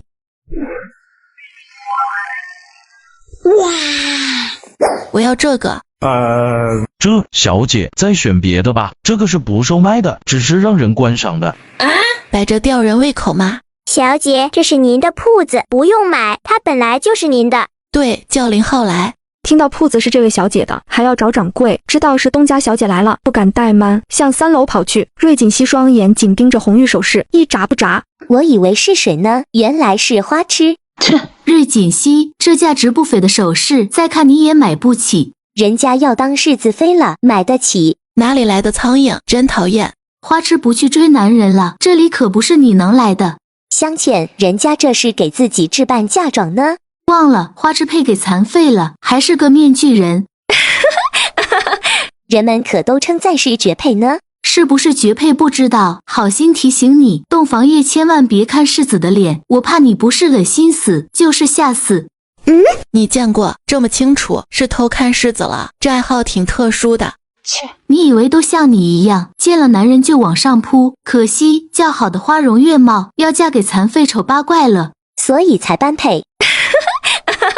是啊，很般配，不然皇后娘娘怎么会指婚呢？总不会是故意要羞辱王府或是相府吧？一个是皇上的同胞弟弟，一个是朝堂重臣，不是能随意侮辱的。香兰，记得告诉相爷，问问皇上，皇后是故意要欺辱梁府吗？奴婢记住了，简侍郎之女和温大人之女取笑并妄议皇后的指婚。你胡说，我们没有取笑，没有妄议。大家都看到了，你们刚才笑得可欢呢，你们还口口声声骂世子是残废丑八怪，不知道宣王妃知道了会不会找你们还有你们爹算账？蠢货！简若初和温香倩后知后觉地转过身，宣王妃面色阴沉地走到两人身前。两个丑八怪有什么资格评论别人？锦丫头看上什么了？母妃给你买，给王妃见礼了，马上就是一家人了，别那么见外。王妃，令妹还未嫁过去，该有的礼数还是要守的。是我太急了。宣王妃一点也不觉得瑞锦琛无礼，反而为有这样为瑞锦熙着想的哥哥高兴。简若初和温香倩尴尬地站在那里，走也不是，留也不是。宣王妃冷下脸说道：丑八怪别在这里碍眼，你们缺少教养，乱嚼舌根，自会有人问责。锦丫头，别在意他们，是来挑嫁妆吗？不要因为他们影响心情。王妃人善，不与他们计较，就怕他们不长记性。去宫里找两个教养嬷嬷，送到简府和温家，好好的教导一番。教养嬷嬷好啊，最好天天打他们板子。锦丫头是看上这套红玉首饰了，我送。那个你字没有说出来，他脸色大变，扒到掌柜上。怎么又变脸了？王妃，请楼上说话。宣王妃缓缓点头，瑞锦熙发现他神情严肃，狐疑地看向三哥，怎么回事？上3楼说吧。侧儿，宣王妃看到儿子很诧异，转头看到瑞锦熙也是一脸惊讶，你怎么在这？公事。想到楼下那套首饰，宣王妃有了猜测。瑞锦熙淡淡地扫向对面的男人，跟自己的母妃说话都这么冷，若能站起来，一定是大高个。看够了吗？你不是稀罕物，没啥可看的。我这样的丑八怪是没看头的。你丑不丑我不知道，但这面具实在是丑。锦丫头说的对，连个刻纹都没有，丑得很。被亲娘嫌弃惯的莫云策即将脱口而出的花痴2字，在看到那双清澈无杂念的眼睛时憋了回去，那绝不是无脑花痴的眼神。刚才楼下的争执他听得清楚，这女人维护的态度不论是出于什么原因，都让他没理由针对她。莫云策垂下眼，抿唇不语，真是木头，你倒是多说几句呀。妹妹，那套红玉首饰不是咱家的。瑞锦熙立刻明白了，那是赃物。莫云策说来办公室，就是有发现了。所有人都看得出他的喜欢和浓浓的不舍。宣王妃看着儿子，满眼深意。莫云策就是无动于衷。那套首饰摆在那儿，是为了钓盗墓人。三哥，你可有想过，盗墓人要什么？要什么？当然是银子，不然为何销赃？用来收藏或秘密送人达成某种目的，都不会被发现。顶着风险出手，失去银子。他的话让莫云策如醍醐灌顶。那人一定知道东西没卖出去，否则早来拿银子了。那人不在乎顾清贵被抓，说明没有顾清贵，他也能确定自己会拿到银子。为什么？是有凭证吗？是有内奸。莫云策说话间，突然将手中的茶杯掷了出去，痛呼声传来，一个穿着伙计衣服的人被拎了上来。注意看，眼前这个罪人，衙役还没审问，他就乖乖认罪伏法，只因踏进玄镜司的那一秒，他就被这里的阵势吓尿了。是二掌柜和那人联系，那人蒙着面巾，姓南，左眉处有铜钱大的圆疤。任二，是他，首饰铺二掌柜因做假账被瑞小姐发现送官，现在还被关着。提过来审。花痴女本事不少，分析的头头是道，思维缜密，推理能力很强。世子，审完了。大刘前日去牢里探过任二，是任二让他盯着铺子动静，等那些首饰卖出去，通知姓南的来拿银子。去哪儿通知？在铺子外墙画个元宝，那人看到自会出现。安排人准备抓捕。叶老爷子想让林掌柜住到医馆去，说是方便治疗。司里的条件不好，好像是要换个大夫看诊，不方便来司府。有什么不方便的？林掌柜可有好转迹象？没有，叶老大夫担心再昏迷下去，就真的醒不过来了。去了医馆就有办法了，待我明日见过老爷子再定。世子，大管家来了。王府来的是大管家敖山，袁聪等人惊了一下，敖管家会亲自来，证明问题很严重。奴才见过世子，王爷命奴才亲自绑了您回去。怎么绑？连着轮椅吗？世子跟奴才回吧。好说，母妃很生气吗？世子回去自个瞧吧。宣王府正院，宣王妃虎着脸端坐在主位，宣王陪在一旁。降火，莫生气。都是你，都是我什么呀？臭小子乱发脾气，关我什么事？都是你纵的，缺少管束，让他的性子越来越讨嫌。之前不是你护着吗？再说他都20冒头了，我管不动，你来管。母妃，父王，今天是我错了，请母妃原谅。你是对不起我吗？你该道歉的人是槿汐。侧耳，错就是错了，给自己媳妇道歉不丢人。就像我，不是总在道歉。大哥要向父王学习，不管对错，不论谁错，都先道歉。你个熊孩子！母妃，莫生气了，瞅机会，我给花痴瑞锦熙道歉。一向倔强的儿子主动认错了。侧儿，锦丫头和你之前的事是误会，不要揪着不放。是。我问过王太医了，锦丫头被你伤得很重，若不是有圣药，还有锦汐的体质比常人好，她现在恐怕没命了。原主已经不在了。那一掌的威力对于一个弱女子的伤害有多重？王太医说，锦丫头日后子嗣艰难，瑞香悲痛，一定要惩治你。皇后为息事宁人，这才指婚。慕云策是第一次听说花痴女被伤到子嗣艰难，升起了愧疚。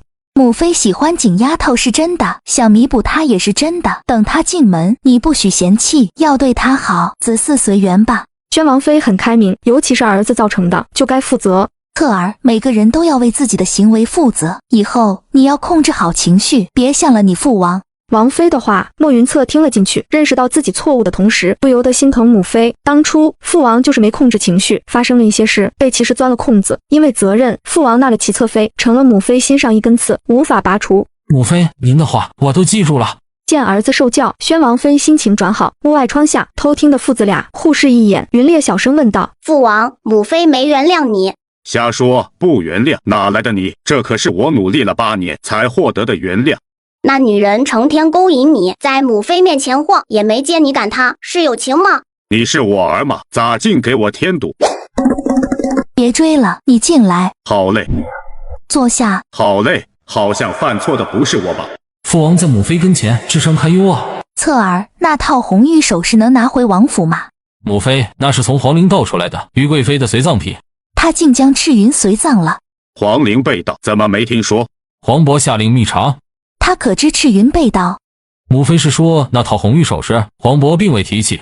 他忘了姐姐吗？连他最喜欢的首饰被盗都不在乎了。皇兄不是忘了，是不敢想。既然这样，我想姐姐，你去找他，我要赤云。如心，你去不去？去，我得亲自问问皇陵怎么被盗了。看守是吃干饭的吗？母妃，姨母的陵墓里是空的，您知道吗？没想到姐姐死了都不得安宁。侧儿，你一定要抓住盗墓人，千刀万剐。皇伯也是这样说的，他没解释为何是空墓，但从随葬品可以看出，皇上对姨母是真爱，件件都价值连城。被盗的陪葬品很多嘛？全部，而且盗墓人很精准地找到了墓室。他就是这样爱她的，生前护不住，死了也守不住。母妃，冷静，好在大部分的陪葬品都有下落，您不要伤心。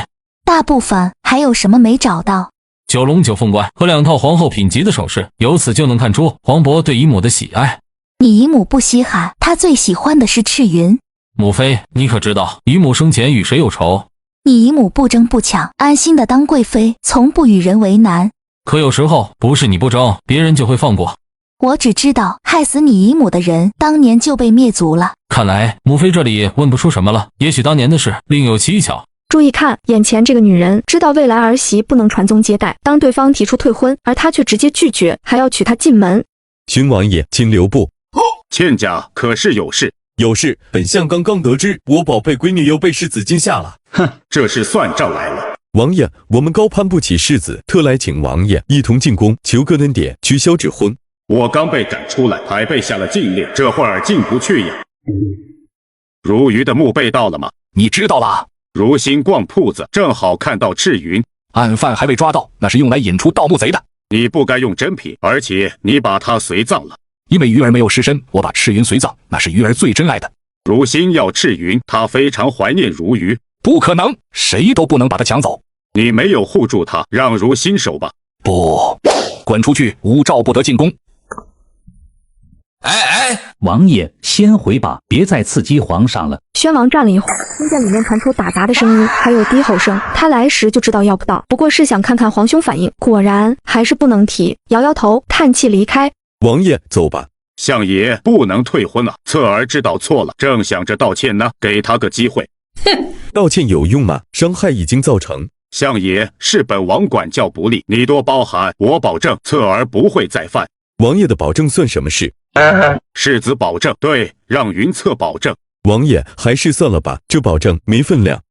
你个老东西，竟敢质疑本王和世子的承诺？不敢，只是不想结亲了。亲家来了，快进府呀！怎么在门口就聊上了？宣王妃笑盈盈地从府里出来，宣王暗暗吐口气，将场面交给王妃控制。臣给王妃有礼了。亲家里面请。瑞相可以不给宣王好脸，王妃的面子还是要给的。后在正厅的莫云策见瑞相进来，主动行礼。瑞相下巴一抬，眼往上翻，鼻孔喷气，冷哼一声。宣王也跟着瞪他一眼。老子跟着你受气。快道歉。这婚事好像变味了，不是我们帮瑞香解决了问题吗？怎么像是我们在求娶？今日之事，还有那日的事情，都是我鲁莽了，请相爷原谅，多多担待。世子已过弱冠之年，行事如此莽撞，实乃笑话。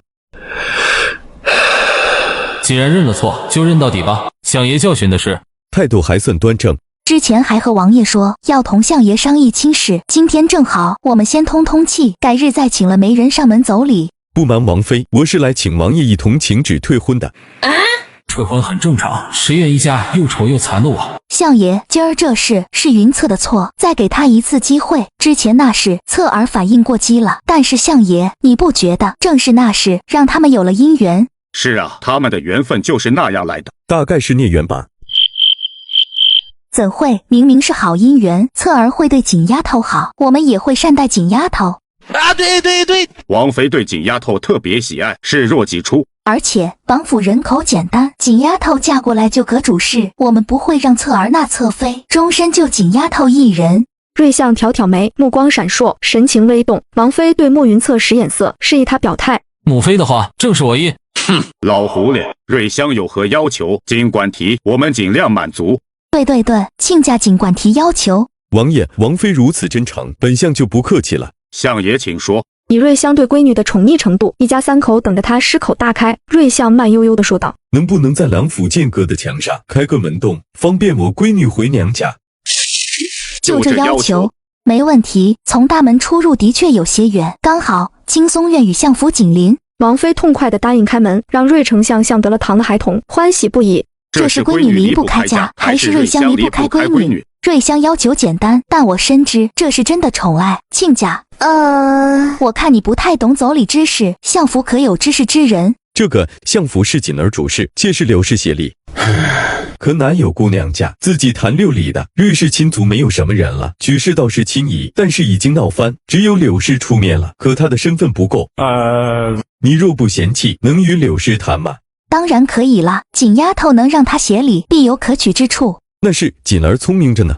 听这话，王府三人明了，瑞相眼里只有女儿，是对瑞锦熙认可，而不是柳氏。瑞锦熙得知老爹没有退婚成功，也就坦然接受了。在这儿皇权称霸的时代，普通人哪能对抗圣旨？即便是重臣，除非有莫大的功勋兑换，我是不会浪费便宜爹的功绩的。但没想到王妃竟会答应老爹无礼的要求，真有意思。婆家到娘家不用出大门了。而且王妃对柳氏的态度，能看出不是势利的人，不冲别的，就冲王妃，我都愿意嫁。有这样开明的婆婆，日子必定舒坦。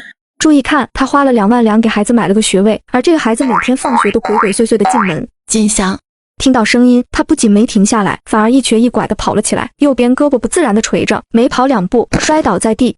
天哪，四少爷怎么伤成这样？锦祥的小脸上有3道长长的血痕，从左眉角直到下巴，右眼黑青肿大，额头有个大包，鼻下唇角都有血痕，下嘴唇更是肿得不像话，右手腕和左脚严重扭伤，膝关节破皮肿大。这明显不是一个人打的，你是被群殴了吗？姐姐，好疼！瑞锦熙这才发现他的胳膊脱臼了，顾不上其他，瑞锦熙当下帮锦祥把胳膊复位，抱起锦祥往屋里走去，给他全身做个检查。该死的透视眼，关键时刻居然失灵。把柳氏找来。锦祥，这么重的伤，你怎么回来的？没人陪你吗？小姐，4少爷每天跟着2少爷出府去学堂，下学都是自己回来的。可怜的4少爷被伤成这样，什么人如此狠毒？香儿，谁打的你？瑞锦熙看锦祥不说话，怯怯地看着他哭，有了猜想，是因为姐姐吗？锦祥身子抖了一下，瑞锦熙确定了，是因为自己。别害怕，告诉姐姐为什么，姐替你报仇。他们骂姐姐，说姐姐坏话，我打不过。锦祥又哭了起来，这是为自己打不过，生气的哭。当瑞锦熙将他全身包扎好，事情的经过也了解清楚了。锦祥上的学堂大多是朝中权贵官员的子弟，开始同学们不知道他是丞相的儿子，只以为是某位大人的公子，还算友好。后来发现他是丞相幼子京城花痴的弟弟，各种嘲讽扑面而来，锦祥从来都不理会。时间一长，那些人觉得他好欺负，开始动手动脚。锦祥带着伤回家，柳氏发现后怕他娘担心，只说是玩耍时伤到的，柳氏也就没在意。今天下学，几个孩子在学堂门口说瑞锦熙坏话，锦祥并不理会，加快脚步要回家，却被一女子拦住，确认他是瑞锦熙弟弟后，二话不说直接甩了他一巴掌，还指使同学一起打他。那女人是谁？能认出来吗？打你的同学又都有谁？是温鹏飞的姐姐，她和温鹏飞打得最狠。姓温，和我有过节的就是温香倩了。你安心睡觉，明天好些了，姐带你去报仇。多谢小姐。柳姨，她现在不宜挪动，今天就让她在这养伤吧，我照顾起来方便。晚上，瑞锦熙将父兄召集起来，大家看到小锦祥都很心疼。妹妹，你想三哥怎么做？爹，我要给锦祥报仇。好，爹听你的。这事应该是温香倩干的，对小孩子下如此毒手，必是心毒至极的人。我要以牙还牙，你们负责兜底。妹妹，我们都听你的。第二天，仆人背着锦祥和瑞锦熙一起来到学堂外，此时正是下学时间。温香倩不耐烦地等在门口接自己弟弟，抬头看向学堂大门，一个娇俏的女孩正对着自己笑。瑞锦熙。再看离他不远处背在仆人身上的小男孩，他转身就跑。瑞锦熙一个箭步上前，扯过他垂在背上的长发，拉到近前，左眼一拳，右眼一拳，不知道打了多少下。温香倩的脸迅速紧张，好不容易停了下来，他的胳膊又被抓住。瑞锦熙两手一个错位，如同杀猪般的声音响起。瑞锦熙不会武，可他懂医，知道从哪里下手，能用挑劲伤人。2个手腕，2只脚，温香倩给锦祥的伤害，他加倍索回。最后一脚，害得温香倩重重的双膝跪地，让一旁的人听着都心惊，怀疑膝盖是否碎裂。瑞锦熙脸上戾气很重，动作很快，吓得温家的下人半天反应不过来。从学堂出来不少学生，惊得不知该走还是该退回学堂。怕吗？我才不怕，姐姐是为我报仇。记住，弱肉强食，有时候要以暴制暴，才不会被欺负。你是丞相之子，不欺人，亦不能被人欺。是，我听姐姐的。孺子可教，去把昨天打你的人都找出来。锦祥一连指出几个男孩，个个比他高壮。瑞锦熙冲他们勾勾手指，甜甜一笑，过来，我不打你们。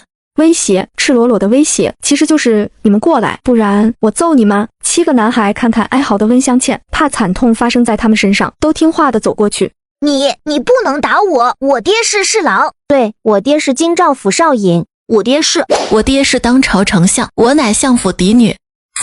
花痴，不关我事，是他让我打的。你们一起揍他，我就不与你们计较了，但会与你们的爹计较。几个孩子在他的瞪视下扑向温鹏飞。昨天怎么打了锦祥，今天就给我怎么打他，还要加倍，不然疼的就是你们。为了自己不挨揍，这几个孩子下手很重，一看就是常打架。各府来接人的大都是下人，听说是乡府嫡女教训人，无人敢上前阻拦。几个书童见状，连忙跑过去报信，有人报给学堂的先生。等先生出来，已经打完了。门口地上倒着7、8个人，哭声、嚎声、求救声乱成一团。怎么回事？你是谁？为何在此闹事？你又是谁？我是这楼的先生。哦，那先生是干嘛的？先生肯定是教书育人的。切，育人育的什么人？仗势欺人、助纣为虐的人吗？放肆！你到底是谁？竟在这楼口出不逊！育人先育德，先生教导的学生品德太差，是他们本性为恶，还是先生不会教呢？亦或是根不正苗不直？你快去报官！你要报官吗？对，这个女子在此闹事，伤了人。捕快大哥，我家少爷昨日就在这门口被打，不见先生出来制止。今日我们讨说法，他却出来指责，定与那女子是一伙的。你污蔑！带回去让大人审吧。这2位的仆人在哪儿？大人，叫的是文府车夫。还不将你们小姐、少爷带去诊治。对了，记得告诉你们老爷，他们昨天犯了事，官府要问话的。是，小的一定转告。回吧，官府会有人去问话的。几位大哥辛苦了。荷包很鼓，给的不少啊。人群散去，街角走出一高一矮两人。今日的刑部衙门当值的是冯主事，瑞锦琛亲自带着状纸前来。师爷看着堂下哭得稀里哗啦的孩子们，皱着眉头，听完了捕快的陈述。怎么又扯到相府了？大哥的状元可不是白给的，状词描述的行为残忍，令人发指，看的人是切齿痛恨，忍无可忍。这位先生，学堂怎么会有这样的学生？这是你育人的失败。中年先生姓方，他此时才彻底明白，自己被卷入了几位大官公子的纷争之中。大人，我们不管吗？管什么？没看人家报官了？他们明明是……邓头，你没看到被人背着的小男孩吗？那才是苦主，人家是来以牙还牙的。站这里，那个女孩就是京城花痴，够嚣张。我倒要看看相爷怎么处理这事。俩人的身影消失在街口，旁边一户人家的门打开，石川推着莫云策出来。世子，未来世子非真嚣张，当街揍人。莫云策不语，看着温家的车夫将少爷抱上马车，却不知该怎么报温相倩，在那里为难。花痴女与传闻不一样，又好像一样。之前传的好追男人，追的嚣张，如今是打人打的嚣张，但却很解气。大人，昨日的事我并不知晓，今日是有人进去告诉，才出来询问，却被污蔑。学堂大概办不下去了，这人也是只教书，不关注学生间的相处是否友好。不说昨日，今日门外打成那样，真听不到吗？还有人专门进去说，根本就是装聋作哑，想置之度外。可惜啊，人家相爷闺女不放过你。就在他想怎么审理时，大堂外又有人来，是温家的马车。温香倩被名女子扛下马车，扔在大堂地上。大人，侧世子说审完再议。二哥，侧世子什么意思？没想到世子会在场，不过他应该是站在我们这一方的，不然不会让审完再医治。妹妹还是太善良了，瞧瞧世子，既出手就要彻底。是温鹏飞的姐姐让我们打的，是温鹏飞让我们每天说瑞小姐坏话的，不关我事，我要回家。小子，你打了人，怎么不关你事？我没办法，他爹官职比我爹高，我不听他的，他就让他爹罢了我爹的官。哟呵，好大的口气，还罢官，当自己是皇上吗？是他说的，不关我事，不信你问他们。正往刑部来的，从三品的太仆寺辽温斌，还不知道自己大难吉临，听到丫鬟禀报小姐少爷被打，温斌忽略了行凶人的身份，怒气冲冲地直奔学堂，结果被告知带去了刑部，马不停蹄地赶到刑部，与其他6家撞到了一起。一进大堂，温斌就质问冯主事：为何羁押本官子女？谁打伤我儿子女儿的，叫打人的出来，一定要重判。温大人说的对，打人者该重判。冯大人，人都到齐了，该审的也审了，判吧。这件案子涉及到官员行为不端，本官要上报，再做定夺。那就等大人消息了，请大人再仔细看看状纸最后那段话。冯主事赶紧低头再次翻看，最后写的是赔偿，要参与打人的各家公子赔付白银1万两，是每个人。温家姐弟要赔付10万两。这大人不妨让各位看看状纸，想想是否赔付。你是谁？我乃相府3少爷，你儿子女儿打伤了我弟弟，是我们在状告你儿子女儿。怎么招惹了瑞香那个难缠鬼？冯大人，本官子女是谁打伤的？你来之前不问清楚吗？是我打的，因为他们嘴贱，手也贱。妹妹，你怎么来了？我是当事人，自应该来，只是不放心锦祥，先送他回去了。兄妹俩小声交流一下，再抬眼就见所有人看着他们。那6个孩子见到他，吓得发抖。瑞小姐是不是太过分了，把人打成这样？注意看，他不仅把人打伤，还把对方告到官府，而对方还同意赔偿10万两黄金。你们应该庆幸我没有把他打残。你仗势欺人，我就仗了，他们能仗着自家爹欺负人，我为什么不行？我爹的官职可比你们大多了。瑞小姐，这里应该有误会，既然已经打了，我们也不追究了，我们回去自己诊治。你好大脸，不追究，你有什么资格追究？是你的子女有错在先，搞清楚，是我们在追究，不是你们。你打人还有理了，我要告到皇上面前。我就有理了，有本事去告，别在这儿避避。你嚣张吧，没见过这样的。给大人添乱了。大人，事情简单，事实明了，请大人现在就宣判吧，也好给您节省时间。没关系，瑞小姐，现在不是只有伤人之事，还涉及官员行为不端之事。大人，这是2件事，而且官员行为不端，该由御史台监管。您似乎……瑞小姐说的对，我会向上通报，先判决此案。下面的人一头雾水，不明白他们在打什么哑谜，什么行为不端。诸位看完状纸了，可愿赔偿？那6家纷纷点头，都不带还价的，直接回去取银票。他们官阶低，惹不起相爷，而且人家小姐说的对，打得有理。再就是他们刚才趁机问过，相府小姐没动手打他们。温彬见他们离自己远远的，突然警醒，拿过状纸细看，这才知道是女儿挑的事。事情已发生，自家也被打得很惨，虽有些气不过，但还是先息事宁人吧。他翻到最后，傻眼了。10万两，相府穷疯了，这哪是赔偿，分明是抢钱。你可以不给的，就让他们坐牢吧。我们赔，请瑞小姐别再追究。可以，现在就赔，立刻，马上。我不追究，自会有人追究。其他家都派人回去了，温彬让夫人赶紧去取。温夫人百般不愿，可看着温香倩猪头似的脸，只能不甘地回去取。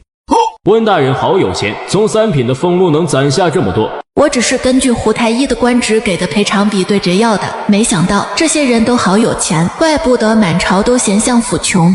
各家交上赔偿金，带着各自熊孩子回去。温彬带着儿女直奔善元堂，请叶老爷子亲自诊治的。温鹏飞还好，不是很重，温香倩的伤让老爷子吃了一惊。谁伤的这么重？是相爷嫡女，那的花痴，怎么可能？温彬正心烦呢，他后知后觉地发现事情不太对劲，听到夫人在和叶老大夫抱怨，立刻阻止。少说2句。凭什么？我就要说，我要让京城的人都知道，瑞香的嫡女多嚣张，多不讲理，多么狠毒。住口！真是个蠢货，真不知道是女儿先挑的是吗？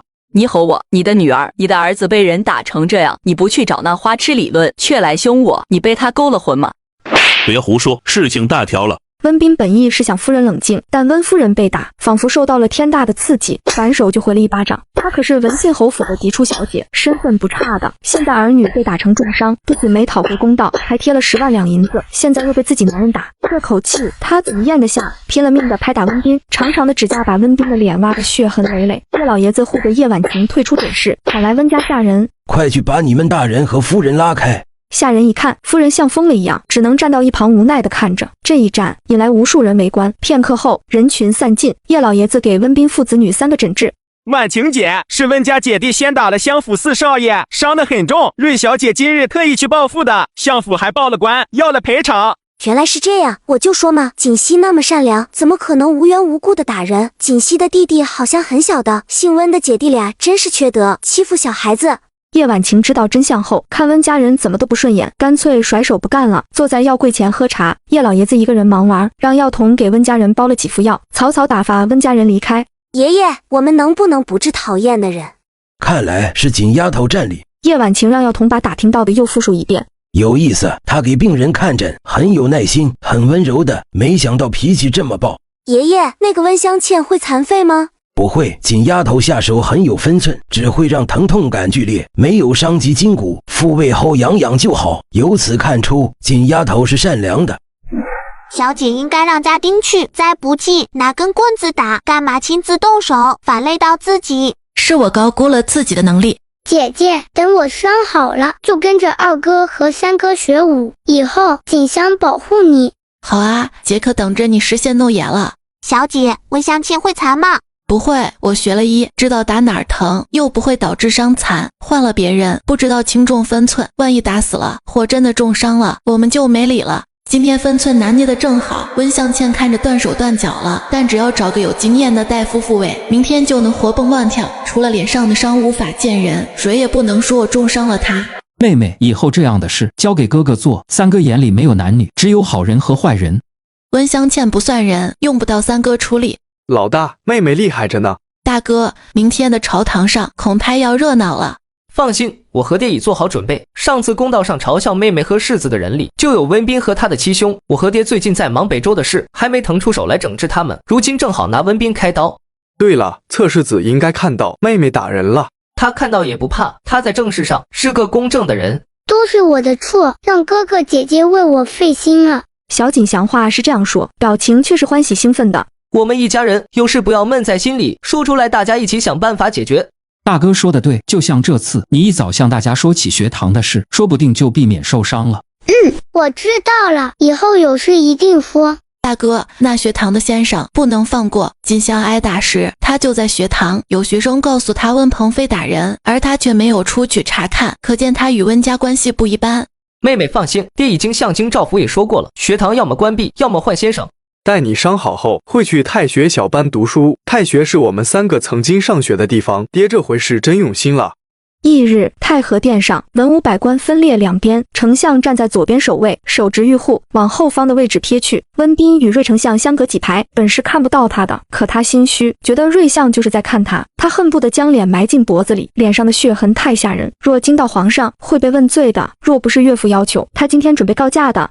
哼，脸花成这样还来上朝，是有准备了，还是想反咬一口？文信好，老匹夫，本相怎会让你们得逞？众卿有事早奏，无事退朝。皇上，臣有要事上奏。没看出来吗？朕今天无心朝事。嘿嘿嘿，看出来了，但今天必须参文彬，只能让皇上受累了。就你事多，说吧，何事？就报复了，怎样？有种你咬我呀！注意看，他只是小小的3品官，却能随意罢免其他官员。没想到他儿子几句话就把他抄家流放。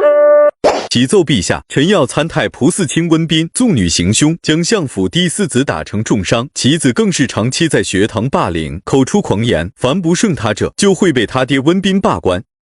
有不少人知道昨日的事，此时听到指控，仍是猛吸口气。所有人惊疑地看向温彬，他早已趴在地上喊冤。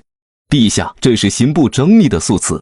皇上，只是孩子之间蛮闹，小孩子不懂事，丞相小题大做了。陛下，丞相所言非虚，文彬之子敢口出不逊，并与家教有关，可见文彬对皇上多有不敬。昨日相府所配，温大人为息事宁人，毫不犹豫地拿出10万两银。10万两，以他的俸禄可攒不下这些银子。一个官车马的要怎么贪才能贪摸这么多银两？所有人都不去想温夫人会有嫁妆贴补或是铺子收入，所有人的想法是温彬贪了不少。这时有人呈上一份密报，上面有温彬仗着岳父权势买卖官位的证据。圣宣帝将奏折看完，眼角瞄向大殿角落，侧儿居然会管此事。圣宣帝突然来了精神，坐直身体，开始详细的询问案情。刑部尚书让冯主事阐述了事情经过。皇上，瑞香之女才是真正的嚣张，明目张胆的打人。哼，温香倩也没藏着掖着。你闺女明言仗势欺人，从3品的还让人有事可仗，本相1品大员，为什么不能让闺女仗势？至于欺人吗？温家姐弟是人吗？把小孩子打成重伤，你们是报复？就报复了，怎样？有种你咬我呀！够了！皇上，丞相之女目中无人，嚣张跋扈，与目共睹，皇上明鉴。我闺女嚣张，满朝皆知，她从没害过人，碍着谁了？有什么可查的？你外孙女才是真正的蛇蝎女，真正的嚣张跋扈，不满教习嬷嬷的教诲，把气撒在无辜的孩童身上。我外孙是有错，可也不能被你闺女打。不知道打了小的引来老的吗？若不是本相忙，怎会让闺女劳累，被你们这些小人指责？文信侯被气得快吐血了，相爷护短是出了名的，大庸无人能敌。都闭嘴！朕不想听你们说私事。文彬对你买官卖官、贪墨银两之事，可认罪？臣认罪，求皇上宽恕。温彬这回早已明白昨日众人的异样，心知大势已去，放弃了狡辩，只求皇上轻判。他只后悔没有好好教导子女，试图毁于一旦。文信侯气他不争辩，伸手就推，温彬倒向一旁，露出了脸上纵横交错的血痕。这也是瑞相之女打的。皇上可不能冤枉小女，那是他正妻文信侯之女奏的。好凶的女人，荒唐！真是棋错一步，满盘皆输。若是不听侯爷的意见，今日不上早朝，是不是就不会这么丢脸了？温彬贪墨，罪证确凿，罢官抄家流放。至于其子年幼，不再追究。小姐，街上都在议论李仁学堂关门了。好事再开下去也是误人子弟，教书育人要先育人，品德端正才是正道。小姐现在学识增长不少，说出的话好有学问。我姐姐可厉害了，艺术高明，学识渊博。吃你的吧，哪有那么夸张？做人要谦虚。哦，我听姐姐的。去给父兄还有柳氏那里都送一份，这可是我独家的秘方，保证每个人吃了都会回味无穷的。侧儿，你在帮瑞香闺女？没有，皇伯误会了，我只是路过，正好看到全城。奇怪，温彬一个掌管车马的，能拿出那么多银子，就命人查了查，就真查出了问题。你做事很少这么详细解释的。有吗？小子还没开窍呢。父王让我向您带好。好什么？快被他气死了！瑞相的闺女很霸气吗？与她娇柔的外貌不同啊。哼，就是个被宠坏的娇娇女。娇娇女不是花痴了吗？莫云策不觉有差别，没有多想皇帝话中的语义，想起那日瑞锦熙打人时的飒飒英姿，有些恍神。皇帝一直盯着他，将他的表情看在眼里。策小子动情了吗？黄伯，叶老爷子要接林掌柜去医馆医治，说是方便，好像是要换个大夫诊治，那人不便露脸。什么人？不知，我明日会去查看。若是有本事的，也给你瞧瞧你身上的毒。黄伯，我就这样了。娘娘，现在宫外传的特别厉害，那花痴女明目张胆地承认自己仗势欺人。她不是一贯嚣张吗？有何奇怪？不一样，之前是追美男，现在上升到打人了。没想到那个花痴真有本事，不仅扳倒了安远侯，还让皇上罢了温彬，镇住了文信侯。人家出身好，爹有本事，婆家厉害，岂是常人能比？都是娘娘心好，将他配给了侧世子，让他觉得后台更硬。本宫也是看他可怜，他还可怜吗？你们不知道吧？他被世子伤得子嗣艰难。闭嘴，口无遮掩，谁准你胡说的？是，臣女错了，娘娘责罚。近日无旨，不许进宫。隔日，街上就有了传闻，相府嫡女不会生，宣王世子要绝后了。瑞锦熙刚给一位女病人看完，正在写药方，叶婉晴气呼呼地进来，见有病人在，鼓着脸坐在一旁等候。病人拿好药方离开，瑞锦熙好笑地看他：谁惹你了？本小姐帮你出气。注意看，这个女人当众扒开男人的裤头，左右开弓，而站在边上的捕快却是眼睁睁地看着。你这不合适。再莫急，他就死了，让你留下帮忙的，不是来碍事的。卢泰宁只好机械地转过身，按照他的指挥动作。瑞锦熙不仅要做自己的，还要分神看一眼叶婉晴那边。好在叶婉晴那边的伤患只要清洗伤口，缝合就好。卢泰宁目瞪口呆地看着瑞锦熙，云淡风轻地在邓头的重要部位盖上一块布。这是什么女人呀？一点不觉得难看吗？大夫眼里不分男女。瑞锦熙一眼就看穿了他的想法，简单明了地解释了一句，开始沉浸在手术中。卢泰宁手忙脚乱的两头帮忙，奇奇怪怪的刀具、针线、纱布、绑带，居然没有出错，令瑞锦熙多看了几眼。手术顺利完成，那个邓头保住了性命。瑞锦熙杏目扫向卢泰宁，他不自然地用手去挡住下面。小样，你还是不是个女人？看不出来吗？你不可理喻，难道是不知羞耻吗？我知道你是为了救人，算你明理。你们要继续斗吗？切，谁和他斗？大男人一个，拘谨得像个小姑娘。你自己或者派人看护，他们可能会发热，会有危险，要及时找大夫退热。卢大哥，记住了，那是景大夫。他不知道卢泰宁十分清楚瑞锦熙的身份，只是习惯了强调一下。这段时间，瑞锦熙在医馆坐诊，受到很多妇人女子的喜欢。在婉晴的宣传下，大家只知道他是景大夫。卢泰宁顺从的点头，心里莫名松口气。幸亏他不报真性，不然京城的话题又增多了，不得向外宣说。给他们治伤的是女大夫，是这两个女人不在意吗？大夫眼里不分男女。姑奶奶，你还打上瘾了？除暴安良，替天行道，是吾辈之责。瞧把你能的，那你去街上打一圈吧。那么多人招惹你了。不是我，是你。你和宣王世子不是被指婚了吗？他怎么还打伤了你？你真的子嗣艰难吗？快让我瞧瞧。说着就伸手摸上了瑞锦熙的腕脉。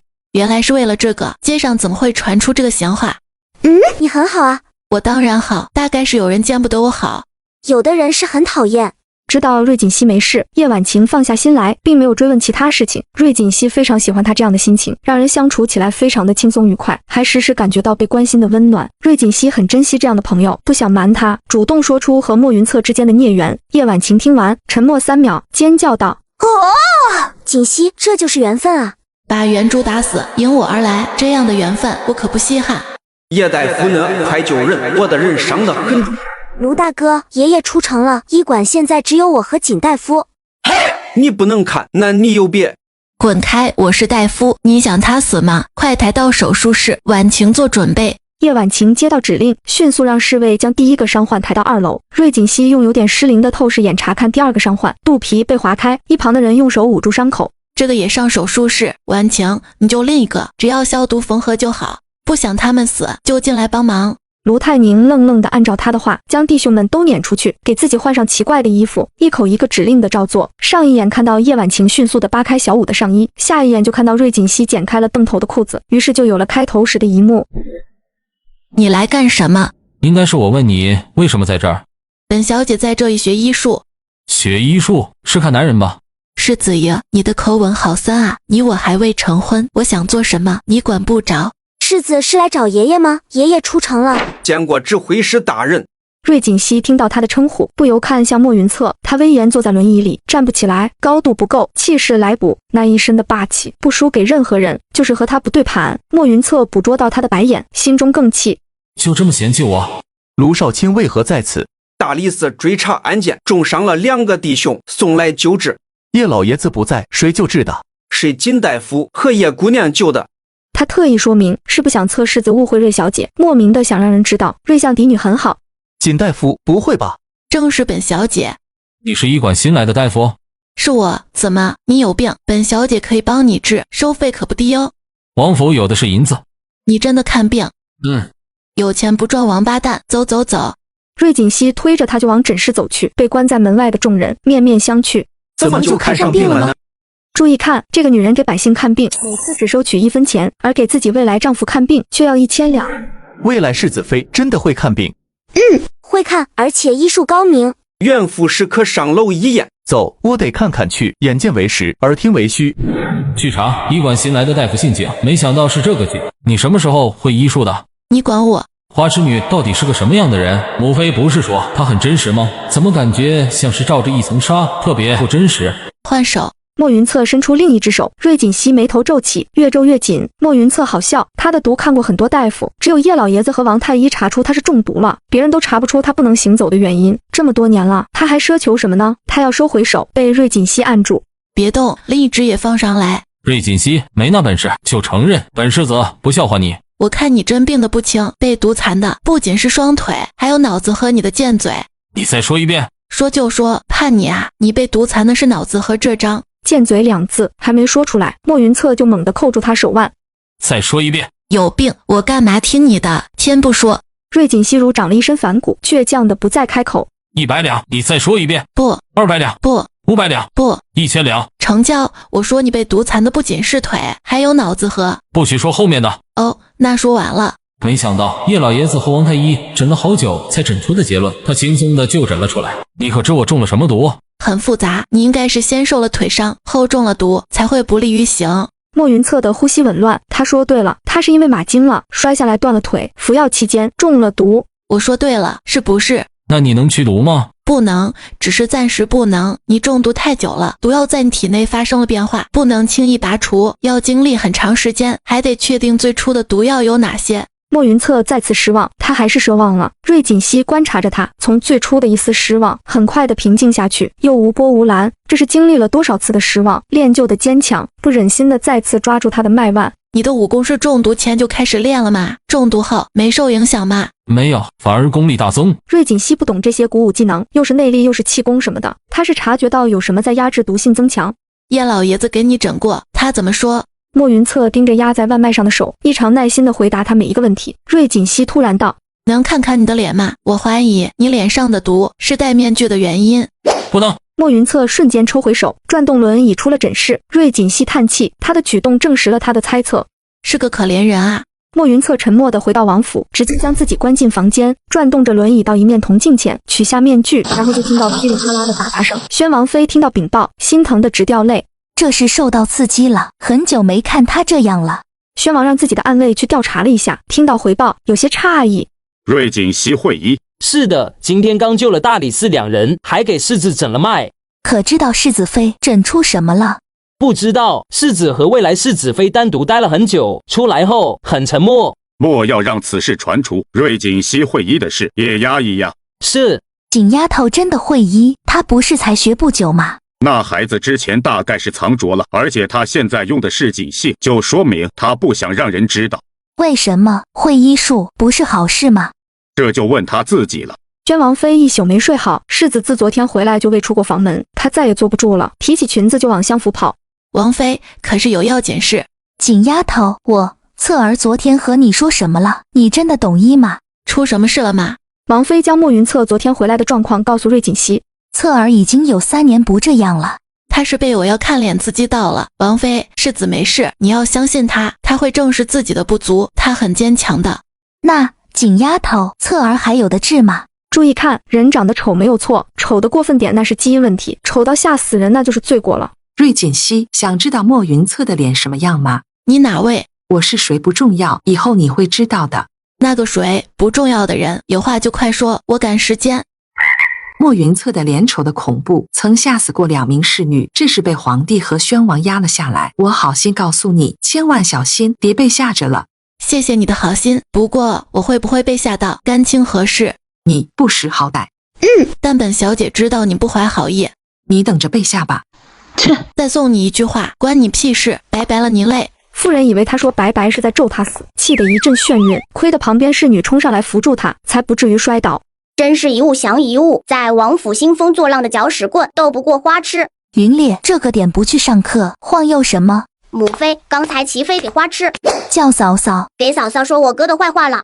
你说齐文去找景丫头了，还说了你哥坏话。他说大哥丑得恐怖，吓死过人。来人，把骑士绑了，押过来。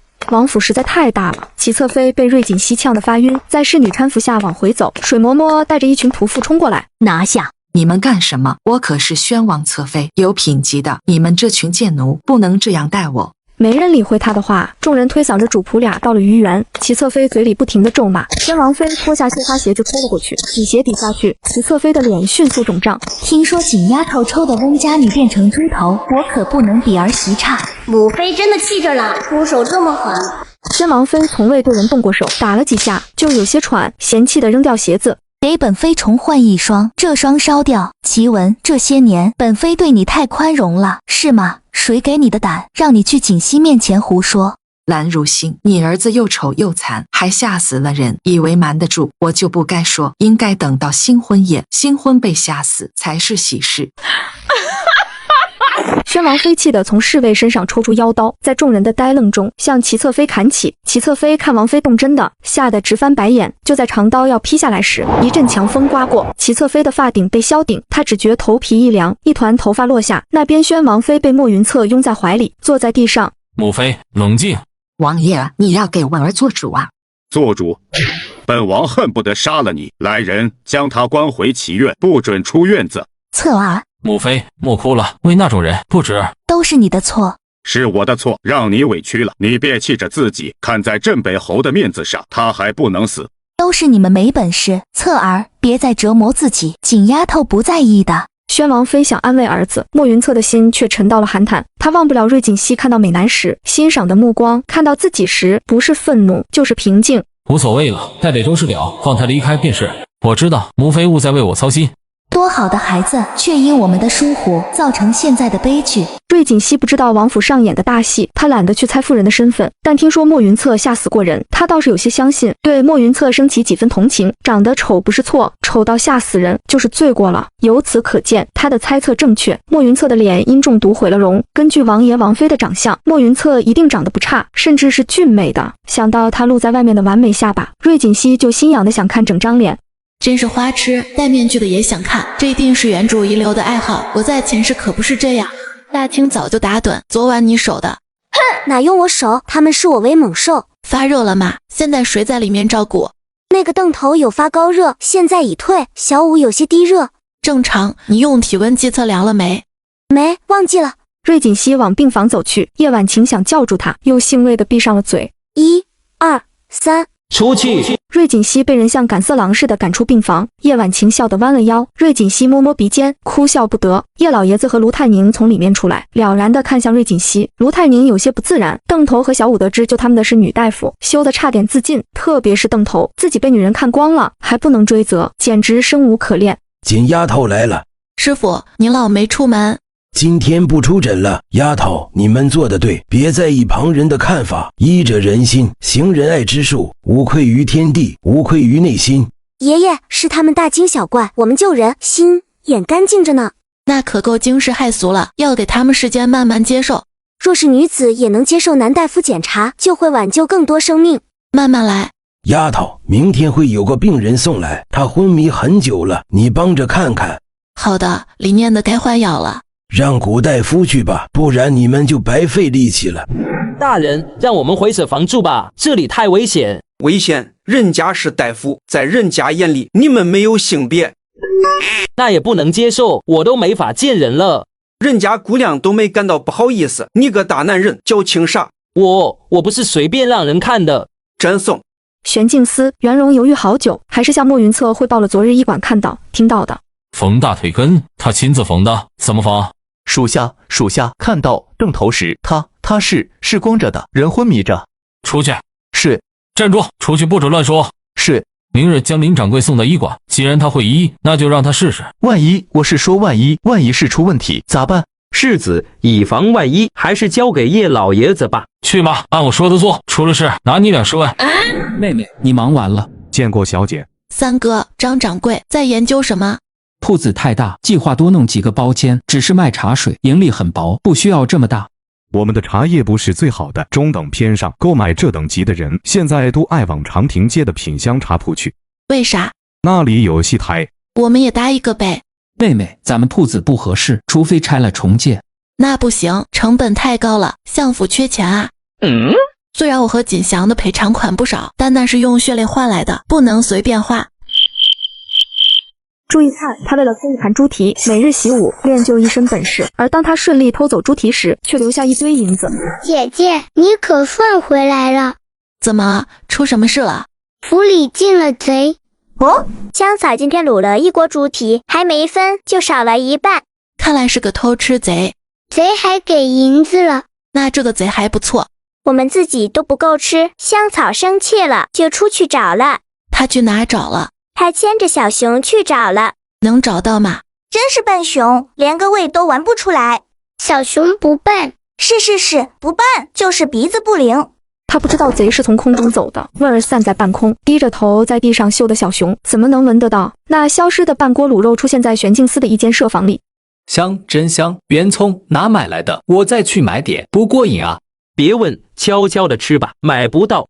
实在是不够吃，到底哪买的？我出银子。买不到，根本买不到，这是未来世子妃小厨房的。啥？偷来的？不叫你问，偏问，别让人听到了。我放了银子的，要不你跑一趟，袁荣还没吃呢。不去，世子爷知道了会扒了我们的皮。那你别吃了，这可是我冒着生命危险拿回来的。我去，下回我去，再给我1块本。你们在干嘛？世子爷，人间美味，您尝尝。诱人的香味让莫云策忍不住捏了一块塞进嘴里，入口软烂，肥而不腻，香气四溢，胶绵不粘牙。味道不错，快点吃，准备，要收网了。客官，我们要打烊了，想要什么？明天早点来。我不买首饰，我是来取货银的。哦，什么货银？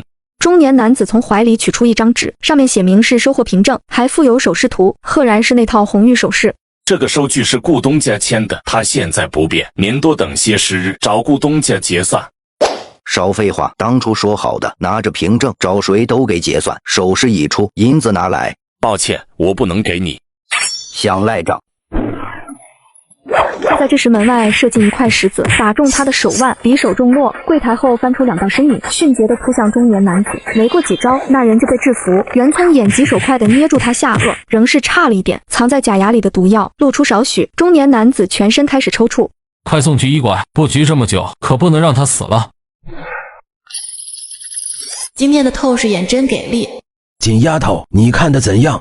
师傅，他的大脑受到了重创，碎裂的头骨卡在血管里，要把骨片取出。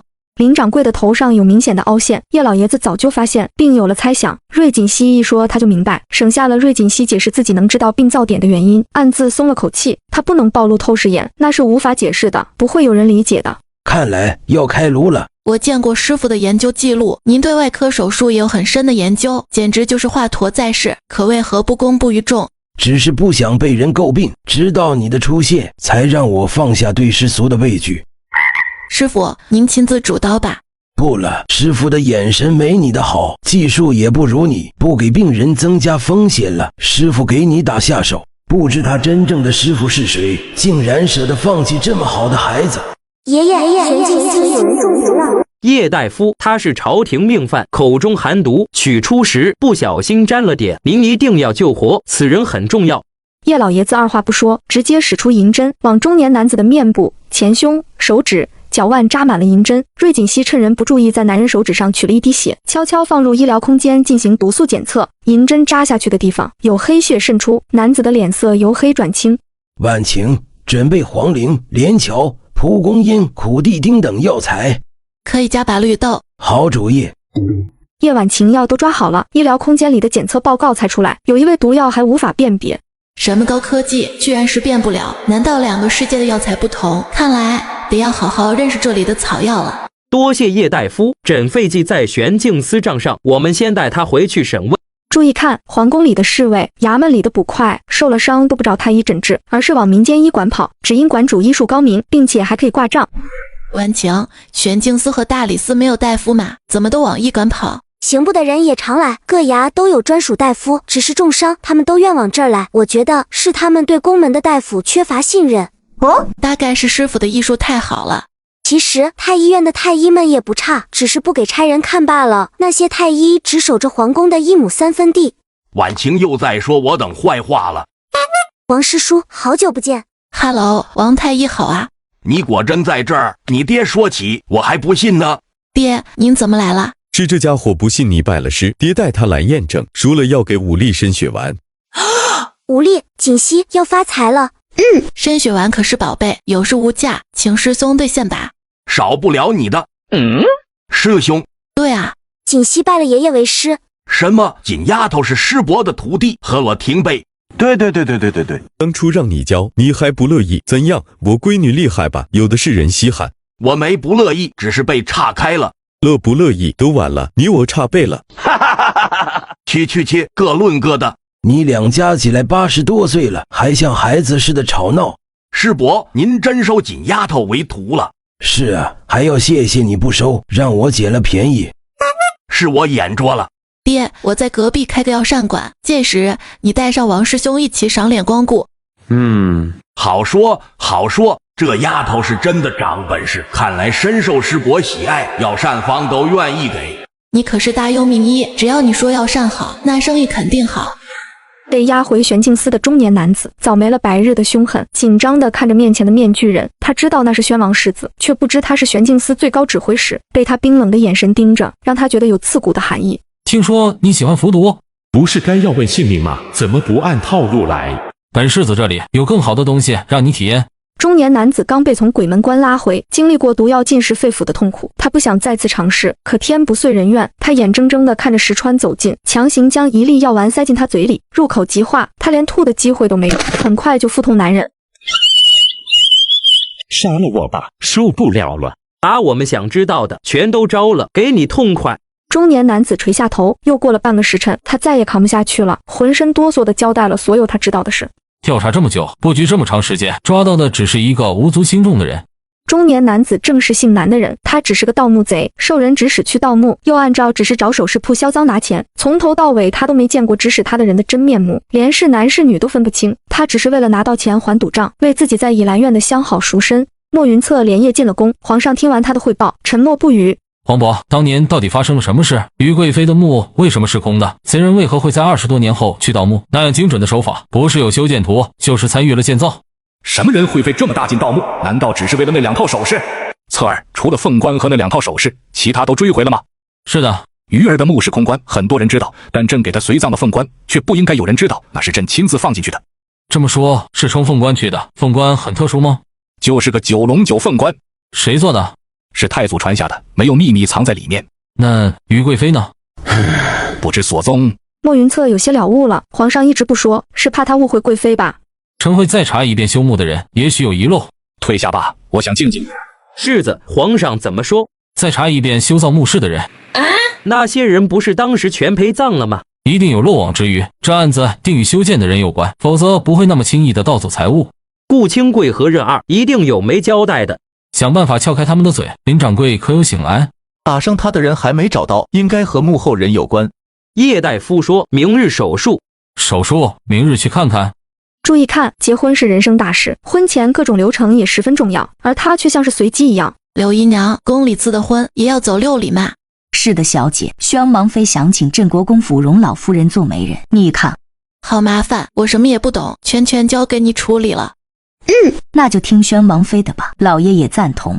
那就行了，成亲的各项事宜你都无需再禀报我，到时我出人就行。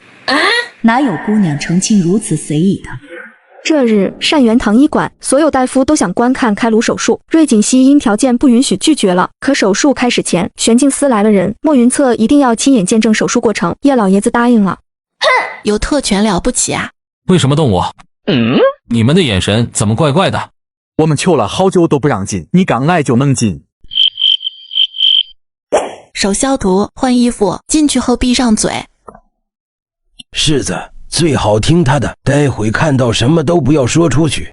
莫云策点点头，没有开口说话。叶老爷子与莫云策相识多年，对他的品性还是很了解的，非常相信他不会乱说，他能谨守丫头的要求，让老爷子莫名想笑。瑞锦熙深吸口气，用力闭了下眼睛，在睁开时，林掌柜颅内的状况尽收眼底，和叶婉晴点点头，两人搭手开始了手术。不是叶老大夫主治吗？怎么是那个花痴，还有个半吊子的叶婉晴？莫云策眉头紧蹙，见老爷子悠哉悠哉，毫不紧张，他觉得很不可思议。花痴女一再的刷新他对他的认知，他此时眼睛紧紧盯着床上的人，长长的睫毛上翘。莫云策看着瑞锦熙专注的神情，不禁出神。过了很久很久，只听叶婉晴兴奋的呼声：“取出来了。”叶老爷这才挪动了下身子，探头过去看了一眼，便又靠回椅背。莫云策不知道取出来什么，也想上前看看，可他才一动，瑞锦熙就扫来一眼，只好放弃。一向酷拽的人也有被人拿捏的一天。是块头骨，林掌柜被打伤，头骨嵌进了血管，导致他不停的出血，所以一直不能醒来。叶老爷子大概的说了一下情况，再详细，侧世子也不定能懂。莫云策似懂非懂的点头。简单的开颅手术用了近3个时辰，莫云策亲眼见证了整个过程，对瑞锦熙的医术认可的同时，再生怀疑。这纯熟手法可不是一朝一夕就能够练成的，即便是2-3年，也未必能达到吧？叶小姐学做手术多久了？月余，切，想从侧面了解我医术的由来，够狡猾。月余就能学得这么精湛的医术？这种外科医术与我们传统医术不同，只要勤动手练习就能主治了。当然要有扎实的基础知识，瑞锦熙有，婉晴也不差，所以一点就透，学得很快。不过婉晴就是缝合练得最快，帮瑞锦熙打下手递东西。